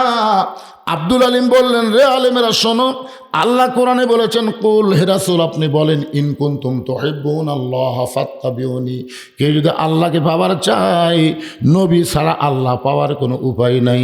মদিনার মানুষটাকে যদি হাত করতে পারো, মদিনার মানুষটার আদর্শ যদি অনুসরণ করতে পারো, তাহলে শুধু মক্কা না, মক্কার মালিক আল্লাহ পর্যন্ত তোমার হয়ে যাবে। এখন বলেন আসল জায়গা কোনটা, মক্কা না মদিনা? আরও জোরে কন। আচ্ছা, সরকার যদি আপনাদের সুযোগ দেয়, যে আপনাদেরকে সুযোগ দিলাম মক্কা মদিনার যে কোনো এক জায়গায় যাওয়া লাগবে ফিরি ফিরি, যারা মক্কার যাবা তারা মদিনার যাওয়ার পারবে না, আর যারা মদিনার যাবা তারা মক্কার যাওয়ার পারবেন না, আপনারা কোন জায়গার টিকিট কাটবেন? দেখছেন, আমি দেখছি রে ভাই, যখন মক্কা থেকে মদিনায় যাওয়ার কথা মুআল্লিম বলল যে আগামীকাল ফজরের পরে আমরা মদিনার উদ্দেশ্যে রওনা দেব, আমি দেখছি সারা রাত একটা হাদিস আমরা ঘুম পাড়িনি। মদিনার যাওয়ার জন্য এমন ব্যাকুল, বুঝলেন, খালি কান দেখায়, হুজুর মদিনায় যা কোন আমল বেশি করা লাগে, নবীর সাথে দেখা হবে। আরে পাগলা, নবীর কাছেই তো যাচ্ছে, বেশি বেশি দূরত পড়বে। আমি দেখি কেউ ঘুমায়নি। আবার যেদিন বলতেছে আজকে মদিনার থেকে মক্কার যাওয়া লাগবে, দেখি সব কাঁদতেছে। আমি কান্দেন কেন? মক্কা তো আল্লাহ না, হুজুর মদিনার থেকে যাওয়ার মন চায় না হুজুর। মদিনায় কি আছে? যারা হজ করবার গেছে তারা বুঝবার পারবে কি আছে মদিনায়। রাসূল যখন মদিনায় ছিল তখন মক্কার কাফেরেরা কাবা ঘরের মধ্যে 360টা মূর্তি ঢুকেছে। তোর এখন কথা ঠিক কিনা? যখন রাসূল মক্কা বিজয় করলেন, কাবা ঘরের ভিতর থেকে মূর্তিগুলো বের করে যখন ভাঙতেছিলেন, সাহাবেরা বললেন, ইয়া রাসূলুল্লাহ, আল্লাহর ঘর, অথচ কাফেরেরা মূর্তি ঢুকালো, আল্লাহ কি করলো? আল্লাহ নবী বললেন, সাহাবেরা শোনো, আল্লাহর ঘর নিরাপদ তখনই থাকবে যখন আল্লাহওয়ালারা আল্লাহর ঘরের কাছে থাকবে। আল্লাহওয়ালারা না থাকলে আল্লাহর ঘরের মধ্যে কুত্তা ঢুকবে, আল্লাহর ঘরের মধ্যে গরু ঢুকবে। জোরে কোন কথা, ঠিক কথা কর না?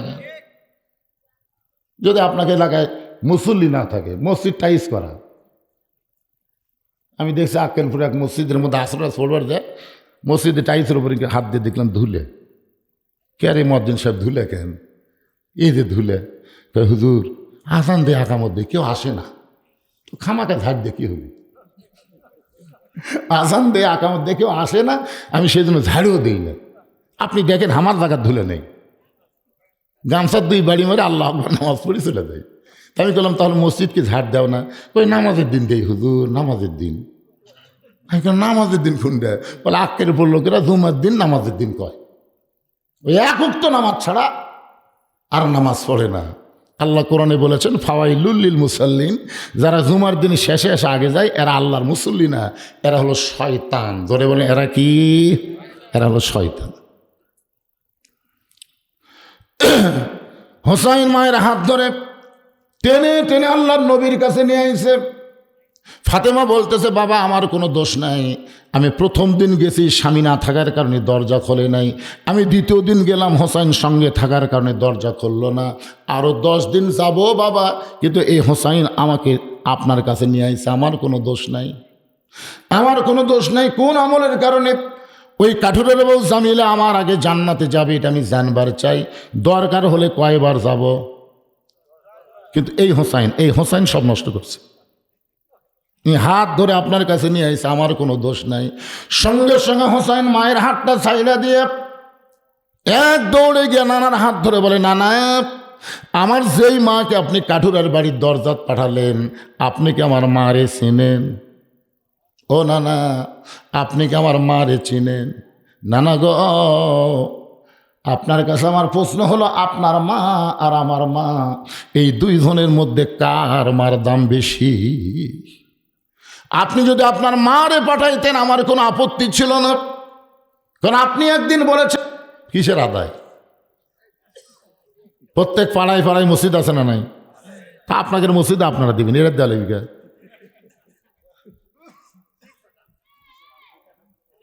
না না। গ্রামের লোক মাহফিলে না বসা লক্ষণ ভালো, এরা খালি তবারক পাকাচ্ছে। আমি আবার এই 42 বছরের ওয়াজের জীবনে প্রথম শুনলাম যে তবারকের সাথে আবার ডিমও দিচ্ছে। আমি কোনোদিনও শুনিনি যে তবারকের সাথে ডিম দেয়। এই ডিম দিবি আরে কি বড় হাউসের করে এইগুলা করবার দেয়, ওরা সব ওটি আটকে আছে। বাজান এখন আদায় হয়ে বাজান এ তবারক ছেড়ে চলে আসো। হ্যাঁ আপনারা যারা বাহির থেকে এসেছেন এই গ্রামের অনেকে জামাই হতে পারেন, গ্রামের বিয়েই হতে পারেন, গ্রামের আত্মীয় হতে পারেন, এই গ্রামের মানুষদেরকে ভালোবাসেন, এরা বড় আশা করেছে আপনাদেরকে দাওয়াত দিয়ে মাহফিল করতেছে, এই জন্য আপনারাও একটু আল্লাহর রাস্তায় দিবেন। আপনাদের মধ্যে বাপ মা যাদের কবরের কাছে, বাপ মা রুহের মাগফিরাতে এই মসজিদের উন্নয়ন কল্পে 1000, 2000, 5000 যিনি যা পারবেন আল্লাহর রাস্তায় খুশি মনে একটু দান করবেন ভাই, সবাই দিবেন। বাইরে থেকে যারা আইছেন, মসজিদ কার ঘর? আল্লাহর ঘর যে সুন্দর করে, আল্লাহর ঘর যে তৈরি করার ব্যাপারে সহযোগিতা করে, আল্লাহ রাসূল বলেছেন আল্লাহ তার জন্য জান্নাতে একটা ঘরই বানায় দেয়। তো জান্নাতে ঘর পাওয়ার জন্য দুনিয়া থেকে জান্নাতের ঘর বানানোর উদ্দেশ্যে আল্লাহর ঘর মসজিদে খুশি মনে কে 5,000 টাকা দান করবেন, নগদ কিংবা বাকি যাই পারেন, এখানে কাগজ কলম আছে লেন। আর আমি অনুরোধ করতেছি এই মুহূর্তে বড় প্রক্রিয়ার লোকেরা, আপনারা এই মসজিদের যারা মহব্বতের লোক তারা আসেন। এটা কে দিল? আবু বকর সিদ্দিক, ওনার ছেলে মসজিদের কি এই ইউসুফ রনির কে হয়? ভাই চাওতো ভাই, আপন চাওতো ভাই। ও রনি আগে দিছে এক ভাই 1 লাখ টাকা, রনি আবার দিল 1000 টাকা। কত কম? 99,000 কম। এত কম দেয় কাম হয় করে, হয় না? যাই হোক রনি 1,000 টাকা দান করছে, মনে হয় রনি নাই আচ্ছা না, রনিকে এই যে আপনার ছেলে আছে আসেনি, আবু বকর সিদ্দিক আসেনি, আবু বকর সিদ্দিক আসেনি, রনিও আসেনি, মানে না আসা লোকের টাকা পাওয়া যাচ্ছে। একজন দিয়েছে 1 লাখ আর একজন দিয়েছে 1000 টাকা। আল্লাহ দানকে কবুল করেন, আল্লাহ তোমার ঘরের জন্য সকলে বলে আমিন। আপনাদের মধ্যে নাই এরকম কেউ 1 বস্তা 2 বস্তা সিমেন্ট দিবেন, দোতলা করবেন, বোঝেন না? সব একটু 1-2 বস্তা করে সিমেন্ট দেন। দেরি হচ্ছে, আমি কি মনাজাত করছি? 4টা ওয়াজ থেকেই দিছি। আর নবী কেবল যাচ্ছে দুর্বল সাহাবীর দিকে, ওমর ফারুক জুব্বা টানে ধরছে। না না না, মন কি গলা ভাঙ্গা, যাই হোক সময়ের জ্ঞান আমার নাই। আমি এই জায়গাত কি ওয়াজ করিনি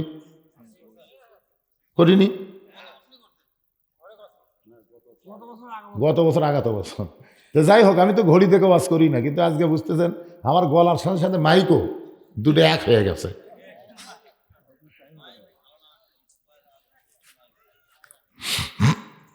তো যাই হোক, আপনারা একটু সবাই 1-2 বস্তা করে সিমেন্ট দেন বাজান, সবাই একটু নিয়ত করেন আল্লাহর হস্তে, বলেন বলেন বলেন আল্লাহর ঘর টাকা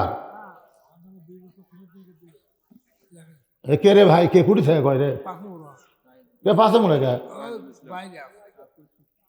কি নাম, ওনার নাম কি?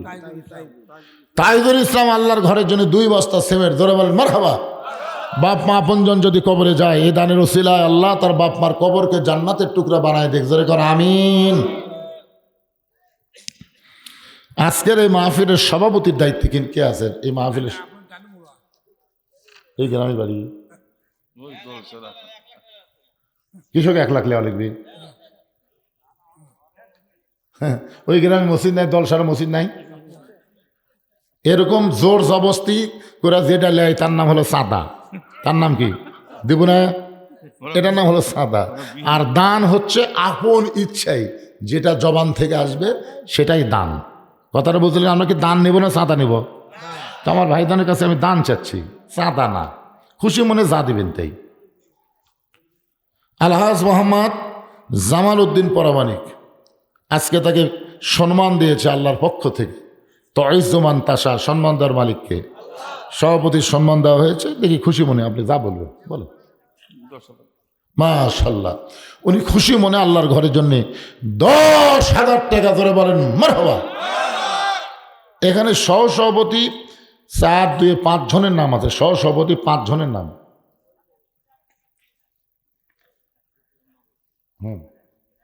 কি নাম আপনার? এই গ্রামে বাড়ি? মাশাআল্লাহ, মকসেদ আলী, আল্লাহ তোমার বান্দা 100 টাকার নগদ আর 1000 টাকা বাকিতে করছে দান। আল্লাহ মকসেদ আলীর দানকে আল্লাহ আপনি কবুল কর, আল্লাহুম্মা আমিন। এই সহসভাপতি 5 জনের 1 জন এখানে নাই, এ তো চশমা ছাড়া দেখাও কঠিন। চশমা পকেটে তো আসলে কুটি গেল রে চশমা রে। এই দেখেন তো সভাপতি কে, 1 নম্বর কার নাম আছে? এই গ্রামে বাড়ি মোবারক আলী। অসুস্থ মানুষ, তো অসুস্থ মানুষ দোয়ার জন্য দান করুক, আসুক না আসুক অসুবিধা নেই। ওনার ছেলে টেলে কেউ নাই? এই মোবারক আলী তো অসুস্থ, তার ছেলে এখানে কেউ নাই? তার আপনজন সুস্থতার জন্যই তো কিছু দান করা দরকার। বড় আশা করে সহসভাপতিতে নাম দিছে, আর তারা যদি না আসে, ভাই এখানে 5 জনের নাম আছে, একটু আল্লাহর রাস্তায় আসেন তো দেখি, সবাই আসেন। যে 5 জনের নাম দেওয়া হচ্ছে আসেন। সম্মানিত অতিথির মধ্যে মোহাম্মদ জাহাঙ্গীর আলম, উনি দিয়ে গেছে নাকি না দিবে? জাহাঙ্গীর আলম উনি 2000 টাকা আল্লাহর ঘরে দান করছে, আল্লাহ তার দান কবুল করুক, আল্লাহুম্মা আমিন। জনাব মোহাম্মদ জাকির হোসেন খান, শোনেন, অসুস্থ মানুষকে তুলে দেওয়া তো জিদ করেন না তো, খিচড়ির সাথে ওয়াজ। আমার তো শেষ হয়নি, আমি শেষ করছি, তাই ওই দিক তাড়াতাড়ি করেন যান। জাকির হোসেন খান, জাকির হোসেন খান আসছিল কি চেয়ারম্যান?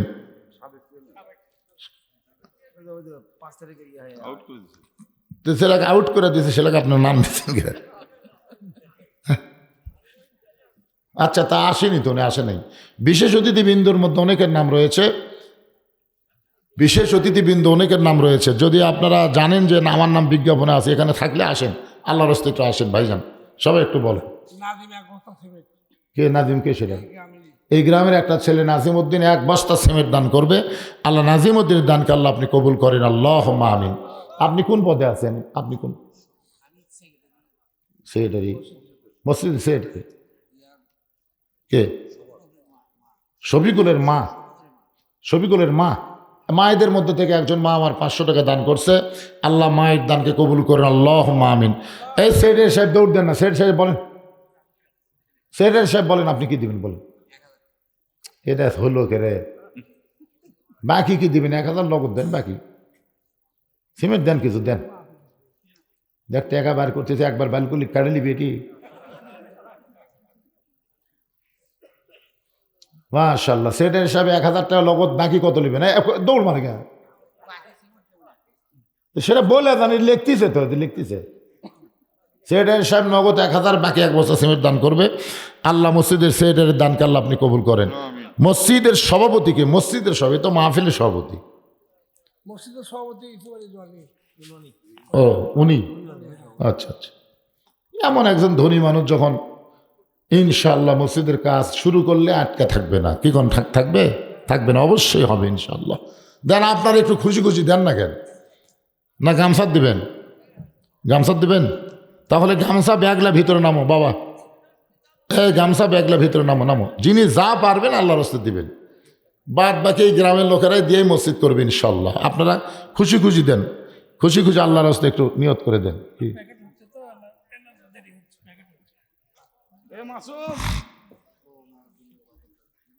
আপনার বাড়ি এই গ্রামে? কি নাম? মোহাম্মদ জাকারিয়া। বাপ মার জন্য? বাপা মারা গেছে? হ্যাঁ, বাপা মারা গেছে। বাপ মা দুইজনই কবরে চলে গেছে। বাপ মার রুহের মাগফিরাতের জন্য 1000 টাকা আল্লাহর ঘরে নগদে দান করছে। আল্লাহ বাপ মার কবরকে জান্নাতের টুকরা বানায় দেন। জোরে কোন আমিন। কেরে আমার মায়ের এই ব্যাগলা ঢোকে না কেরে? মাহফিল কমিটির লোকেরা কোথায়? ব্যাগলা ঢোকেন ভিতরে, ব্যাগ হোক গামছা হোক যেটা পারেন সেটা ঢোকেন। আমার মায়ের আজকে অনেক দান করবে। মায়েদের যে ওয়াজ হয়েছে, মায়েদের কাছে যান। হ্যাঁ, মায়েদের দান নিয়ে আসেন, যান। বিশ্বস্ত লোককে মায়েদের কাছে পাঠায় দেন। যাকে তাকে পাঠাবেন না, টেকা লিয়ে যেন আর একদিকে না যায়। সে চেয়ার হয় নাই? ভালো গ্রাম, আলহামদুলিল্লাহ আলহামদুলিল্লাহ। কিন্তু আপনাদের গ্রামের বড় পুকুর কোন জায়গায়? বড় পুকুর মুজাহিদে বাড়ি করতেছে। মাশাআল্লাহ। আজকের মাহফিলের একজন বিশেষ অতিথি পাওয়া গেল, মাসুদ রানা। 1000 টাকা দান করছে। আল্লাহ মাসুদ রানার দানকে আল্লাহ কবুল করেন, আল্লাহুম্মা আমিন। এর বেশি হতে আর নাই। আপনারা এখন থেকে বিজ্ঞাপনের অতিথি করবার গেলে আগে টাকা লিয়া তারপরে নাম দিবেন। এই নাম দেওয়া পরে টাকা আর পাবেন না। করছে সেটা আমাকে ইশারা দিবেন না, আমি আবল তাবল বকতেছি। আগেই কাম বানাছে তো, তাহলে আগে যদি বানিয়ে থাকে মাশাআল্লাহ তাহলে হয়ে গেছে ভাই। বিশেষ যারা মন খারাপ করেন না, এরা কিন্তু দিয়ে দিছে, বুঝলেন, আগেই দিছে।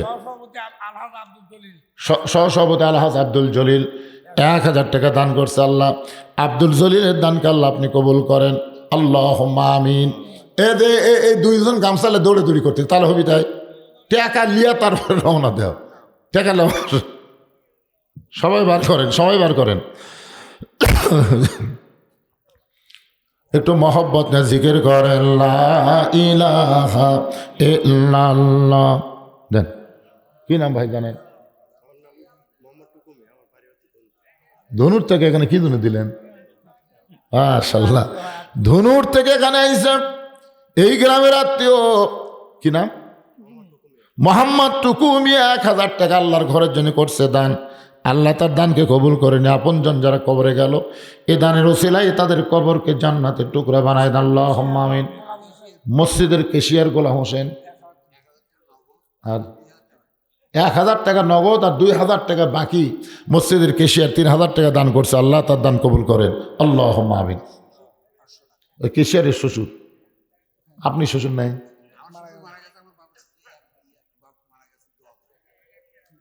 এই কেশিয়ারের শ্বশুর আবার 500 টাকা দান করছে, আল্লাহ কবুল করেন।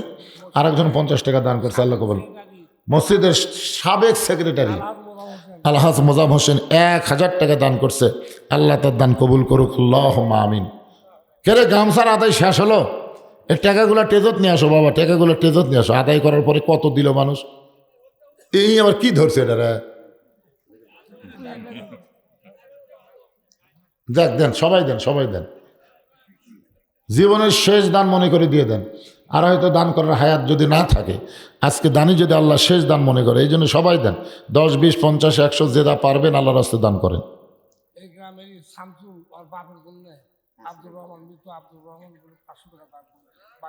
মৃত আব্দুর রহমানের জন্য গ্রামের শামসুল 500 টাকা বাকিতে দান করছে। আল্লাহ বাবার কবরকে জান্নাতের টুকরা বানায় দেখ, আল্লাহুম্মা আমিন। এরকম নগদ যদি না থাকে আপনার বাকি লেগে দেন, পরে দিবেন। মসজিদের কাজ চলমান আছে তো সবাই দিবেন ইনশাল্লাহ।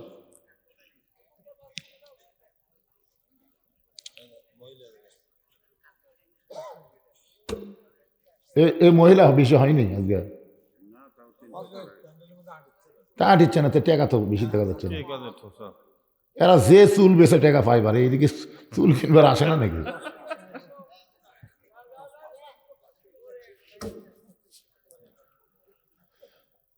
একটু মহব্বত নিয়ে জিকির করেন, লা ইলাহা ইল্লাল্লাহ, লা ইলাহা ইল্লাল্লাহ, লা ইলাহা ইল্লাল্লাহ, লা ইলাহা ইল্লাল্লাহ মুহাম্মাদুর রাসূলুল্লাহ সাল্লাল্লাহু আলাইহি সাল্লাম। আল্লাহ নবী ওমর, তুমি দুর্বল সাহাবী বলতেছো, আমি নবী কি জন্য দুর্বল সাহাবীর দিকে যাই? যদি জানতে চাও তাহলে দুই চোখ বন্ধ করে অন্তরের চক্ষু দিয়ে দেখো।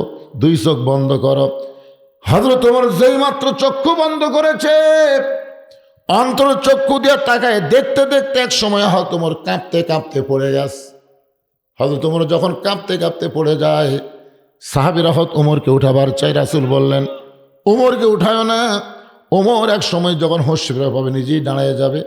ওমর ফারুক যখন নিজে হোশ পেয়ে দাঁড়িয়ে গেলেন, রাসূল বলে, ওমর, যেই সাহাবী বসে বসে নামাজ পড়তেছে, যেই সাহাবী দরকার হলে মরে যাবে, ঈমান থাকা অবস্থায় আল্লাহ ছাড়া ওসমানের কাছে যাবে না, ওই সাহাবীর দিকে তুমি তাকাই কি দেখতে পাও?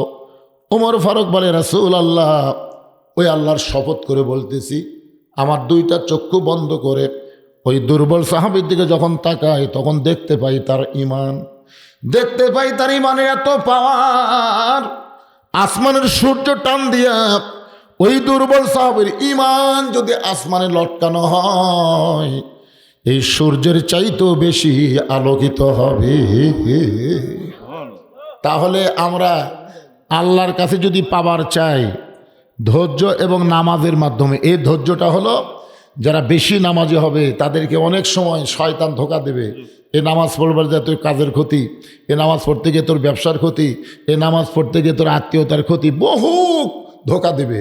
কিন্তু আমরা সমস্ত ধোঁকাকে ধৈর্য দিয়া, ধৈর্যের বিনিময়ে আমরা মোকাবেলা করব, আল্লাহর কাছে চাইবো, আল্লাহ আমাদেরকে দিবে যতদূর দরকার। এমন বেশি আমরা চাবো না যেটা পাই আমরা দুনিয়ার পাগল হয়ে যাই। জোরেকার কথা ঠিক কিনা? আমরা এমন কিছু চাই যে হালাল রুজি ভক্ষণ করে আল্লাহর পথে যেন সুন্দরভাবে চলতে পারি, আল্লাহ যেন কবুল করে। সকলে বলে আমিন। রাসূল বলে, আলী ফাতেমার পর্দাকে আল্লাহ এত পছন্দ করে, সেই ফাতেমার ওড়না দুনিয়ার কোনো খরিদ্দার কিনুক, এটা আল্লাহর পছন্দ হয় নাই। এই জন্য আল্লাহ একজন ফেরেশতাকে খরিদ্দার বানায়া 6টা দিরহাম দিয়ে ফাতেমার ওড়না কিনে আল্লাহ ওড়নাটা জান্নাতের মধ্যে যত্ন করে রাইখা দিয়েছে। ওই ফেরেশতা ওড়না যখন জান্নাতের মধ্যে রাইখা আল্লাহর কাছে দাঁড়ায়, আল্লাহ বলে, ফেরেশতা, যে 6টা দিরহাম আলীকে দিলা সেই 6টা দিরহাম ফেরত নিয়ে আসো। ফেরেশতা বলে, আল্লাহ এটা কেমন কথা? ওড়না বিক্রি করার টাকা দিয়ে খাবার কিনবে হাসান হোসেনের জন্যে, আর সেই টাকা আপনি ফেরত আনতে কেমনে বলেন? আল্লাহ বলেন, লিয়াবলুয়াকুম আইয়ুকুম আহসানু আমালা। ফেরেশতারা রে, আমি আল্লাহ আজকে আলীর সুন্দর আমলের পরীক্ষা করব। আলী তার সন্তানকে বেশি ভালোবাসে না আল্লাহর কোরআনকে বেশি ভালোবাসে, এ পরীক্ষা আমি আল্লাহ করব। নবী বলেন, আলী রে, ওই ফেরেশতাকে আল্লাহ ফকির বানায় তোমার কাছে পাঠায়। তুমি যখন হাসান হোসেন জন্য খাবার নিচ্ছিলে, এমন সময় ফকির যখন তোমার কাছে সাহায্য চায়, প্রথম তুমি একটু মনে কষ্ট পাইছিলে, কিন্তু আল্লাহর কোরআন আম্মা সাইলা ফালা তানহারকে বিশ্বাস করে দিরহাম ভিক্ষা দিবার চাও, এমন সময় কোরআন তোমাকে বলতেছে, মা তুনফিকু মিন শাইইন ফি সাবিলিল্লাহি ওয়াফা ইলাইকুম ওয়া আনতুম লা তুজলামুন। তুমি আল্লাহর কোরআনকে বিশ্বাস করে ফকিরকে 6টা দিরহাম দিলে 60টা দিরহাম পাওয়ার আশায়। ধরে কোন সুবহানাল্লাহ। জাকারিয়া তার ভাই মেরাজুলের জন্য 500 টাকা দান করছে, আল্লাহ কবুল করেন। আর একজন 20 টাকা দান করছে, আল্লাহ কবুল করেন। কে ঘরের মধ্যে দিছে? 32,600 টাকা দিয়েছে অতিথিরা, লগতি দিছে। অতিথি কার ধরার দরকার নেই। মাশাআল্লাহ। এই গ্রামের মন্টু 500 টাকা দান করছে, আল্লাহ মন্টুর দানকে আল্লাহ আপনি কবুল করেন। আর গ্রামের লোকেদের কাছ থেকে তো আপনার আগে কিছু আদায় করছেনই, না করে কেন মাহফিল করতেছেন? বাড়ি বাড়ি আদায় করেননি? এই যে ডিম দিয়ে তবরক করতেছেন, কুটি পেলেন? সবই প্রধান অতিথি। 1 লাখ টাকাও দিবি, আবার এগুলোও দিছে। মাশাআল্লাহ। আমি যে এবার আইছিলাম সেবার ছিল তো, আমার এই সাইডে বসেছিল না, এবার আসেনি। 2 দিন আগে ওনার শালিকা দুনিয়ার থেকে চলে গেছে, একটা পরিবারের মধ্যে একটা শোক চলতেছে, এই জন্য আসতে পারে না। আমরা প্রাণ খুলে তার বাপ মানের জন্য দোয়া করবো, তো শালিকার জন্য দোয়া করবো, সবার জন্য দোয়া হবে ইনশাল্লাহ। আল্লাহ রাসূল বলে, আলী ওই ফেরেশতা ফকিরের সাথে তোমার কাছ থেকে 6টা দিরহাম যখন নিয়ে যায় আল্লাহরে দেয়, আল্লাহ তাকায় থেকে ফেরেশতা মানব স্রোতে চোখ দিয়ে দর দর করে পানি পড়তেছে। আল্লাহ বলে, ফেরেশতা কান্দিস না, আলীকে আমি কোরআন দিয়ে বলেছি 60টা দিরহাম ফেরত দিব। ফাতেমা যে উটের পিঠে চড়ে জান্নাতে যাবে, সে উটটা আলীর কাছে 100 দিরহাম বাকিতে বিক্রি কর। নবী বলেন, আলী রে, ওই ফেরেশতা উটওয়ালা হয়ে তোমার কাছ থেকে 100 দিরহাম বাকিতে উটটা বিক্রি করলো, আবার ওই ফেরেশতাকে খরিদ্দার বানায় আল্লাহ 160 দিরহাম দিয়ে তোমার কাছ থেকে উটটা কিনে নিল। 100 দিরহাম তুমি তারে ফেরত দিলা, আর 60টা দিরহাম দিয়ে 2 বস্তা খাবার কিনে ফাতেমার ঘরের দরজায়। এমন সময় ফাতেমা বলে, স্বামী গো, এতক্ষণ পর্যন্ত দানের ওয়াজ করলেন, কিন্তু জামিলা আমার আগে জান্নাতে যাবে, এইটার কোনো ওয়াজ তো আপনি করলেন না। আলী বলে, ফাতেমা, তুমি জান্নাতে নারীদের নেত্রী হওয়ার কারণে আল্লাহ তাআলা তোমাকে হেঁটে হেঁটে জান্নাতে নিবে না, একটা উটের পেটে করে আল্লাহ তোমাকে জান্নাতে নিবে। সাল্লাল্লাহু আলাইহি ওয়াসাল্লাম। তুমি ফাতেমা উটের পিঠে চলে যখন জান্নাত দিকে রওনা দিবে, কিছু দূর যাওয়ার পরে উটটার জান্নাতের দিকে যাবে না। ফেরেশতা বলে, আল্লাহ, খাতুনে জান্নাতের উট তো আর জান্নাতের দিকে যায় না। আল্লাহ বলতেছে, উটটা যদি সহজে না যায় তাহলে টেনে টেনে উটটাকে জান্নাতে নিয়ে যাওয়া লাগবে। ফেরেশতারা বলে, আল্লাহ, উটটার টানার মতন তো কিছুই নাই, কি ধরে উটটাকে টেনে টেনে জান্নাতে নিয়ে যাবে? আল্লাহ বলে, ফেরেশতারা শোনো, ওই ফাতেমার ওড়না কিনে আমি জান্নাতের মধ্যে যত্ন করে রাইখা দিয়েছি, ওই ওড়নাটার একটা মাথা উটের গলায় পিষে দাও। ওই ফাতেমার ওড়নাটা উটের গলায় বেঁধে দেওয়ার পরে ওড়নার একটা অংশ নিচের দিকে ঝুলতে থাকবে। এখন ফেরেশতা বলে, আল্লাহ, এই ওড়নাটা রশির মতন টেনে টেনে কে উটটা নিয়ে যাবে? আল্লাহ তখন ডাক দিবেন, জামিলা রে, কাঠুর রও জামিলা, তোমার স্বামী সব সময় দোয়া করত, আল্লাহ, আমার যেই গরিব কাঠুরের বউ জামিলা নবীর মেয়ে ফাতেমার জন্য দরজা খোলে না স্বামীর হুকুম ছাড়া, আমি স্বামী জামিলাকে দুনিয়াতে কিছুই দিবার পারিনি। আমি স্বামী হইয়া দোয়া করি, যে বউটা স্বামীর এমন আনুগত্য, স্বামীর হুকুম ছাড়া নবীর মেয়ের দরজা খোলে না, আমার জামিলাকে তুমি সবার আগে জান্নাত দিও। আল্লাহ বলে, জামিলা রে, আমি আল্লাহ ফাতেমাকে খাতুনে জান্নাত ডিগ্রি দিয়েছি, কিন্তু তার আগে কেমনে তোমাকে জান্নাত দিব? কিন্তু তোমার স্বামীর দোয়া আমি আল্লাহ ফেরত দেওয়ার পারি নাই, এ কারণেই ওড়নাটা টেনে টেনে তুমি উটটা জান্নাতের দিকে নিয়ে যাও। আলী বলতেছেন, ফাতেমা, ওই জামিলা এসে ওড়নাটা রশির মতন তোমার উটটাকে যখন টানতে থাকবে, তুমি তখন মনে করবে আমি তো জান্নাতে যাচ্ছি, আমি তো জান্নাতে যাচ্ছি। কিন্তু আল্লাহর হিকমত হলো, উটের পিঠ থেকে তোমার পা জান্নাতে আগে পড়ার আগে ওই কাঠুরার বউ জামিলার পা জান্নাতে আগে যাবে। সঙ্গে সঙ্গে ফাতেমা কান্দে আর বলে, আল্লাহ, যে মেয়েরা পর্দার মধ্যে থাকবে আর যে মেয়েরা স্বামীর কথা মতো চলবে, এই সকল মেয়েদেরকে জামিলা ফাতেমার সঙ্গে তুমি জান্নাত দিও। আমার মায়েরা রে, এই 2টা জিনিস আপনারা খেয়াল করবেন। 1 নম্বর হলো পর্দা, 2 নম্বর স্বামীর কথা মতো চলা। নামাজ রোজা যদি কমও হয়, কারণ নামাজ রোজা কম হলেও আল্লাহ মাফ করে দিবে, কিন্তু পর্দা যদি কমজোরি হয় কোনো ইবাদত আল্লাহ কবুল করবে না। আর স্বামীরে খুশি না করলে তুমি জান্নাতের দরজা খুলতে পারবা না।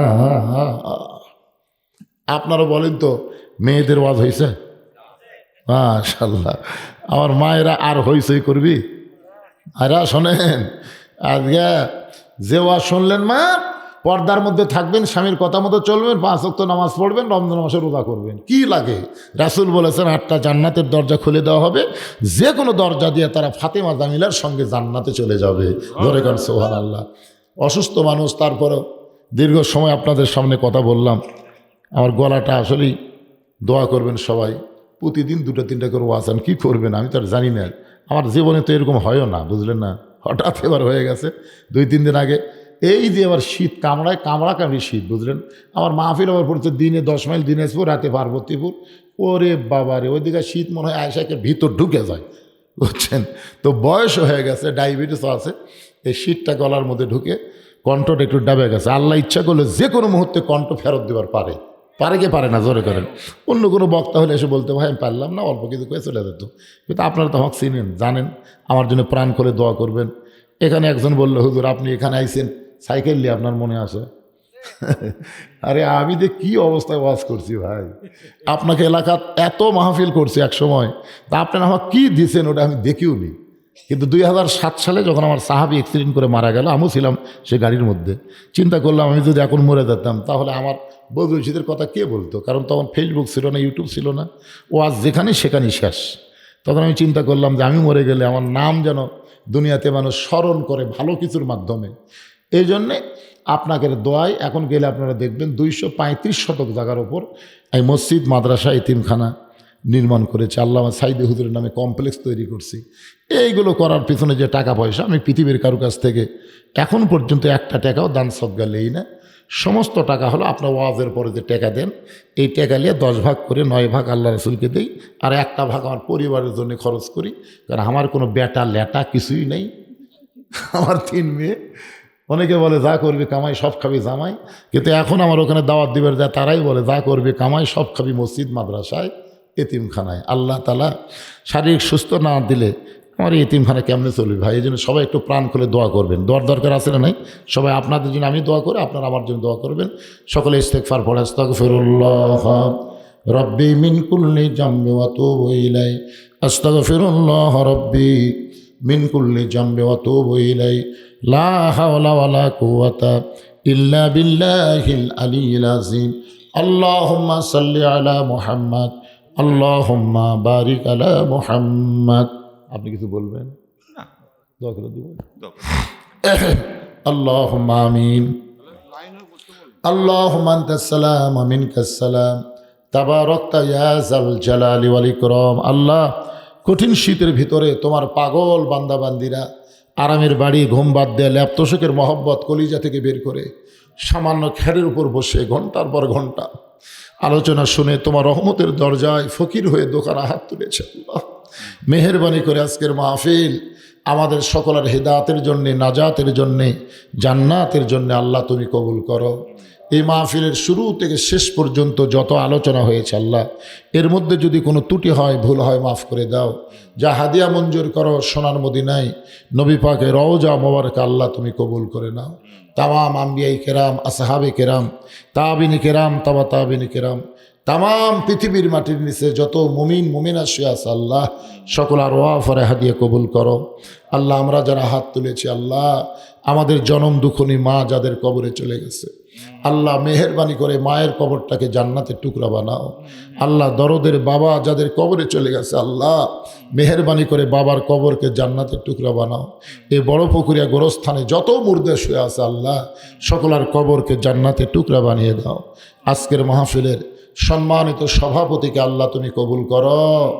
আল্লাহ, সভাপতি সাহেবের বাপ মার কবরকে জান্নাতের টুকরা বানাও।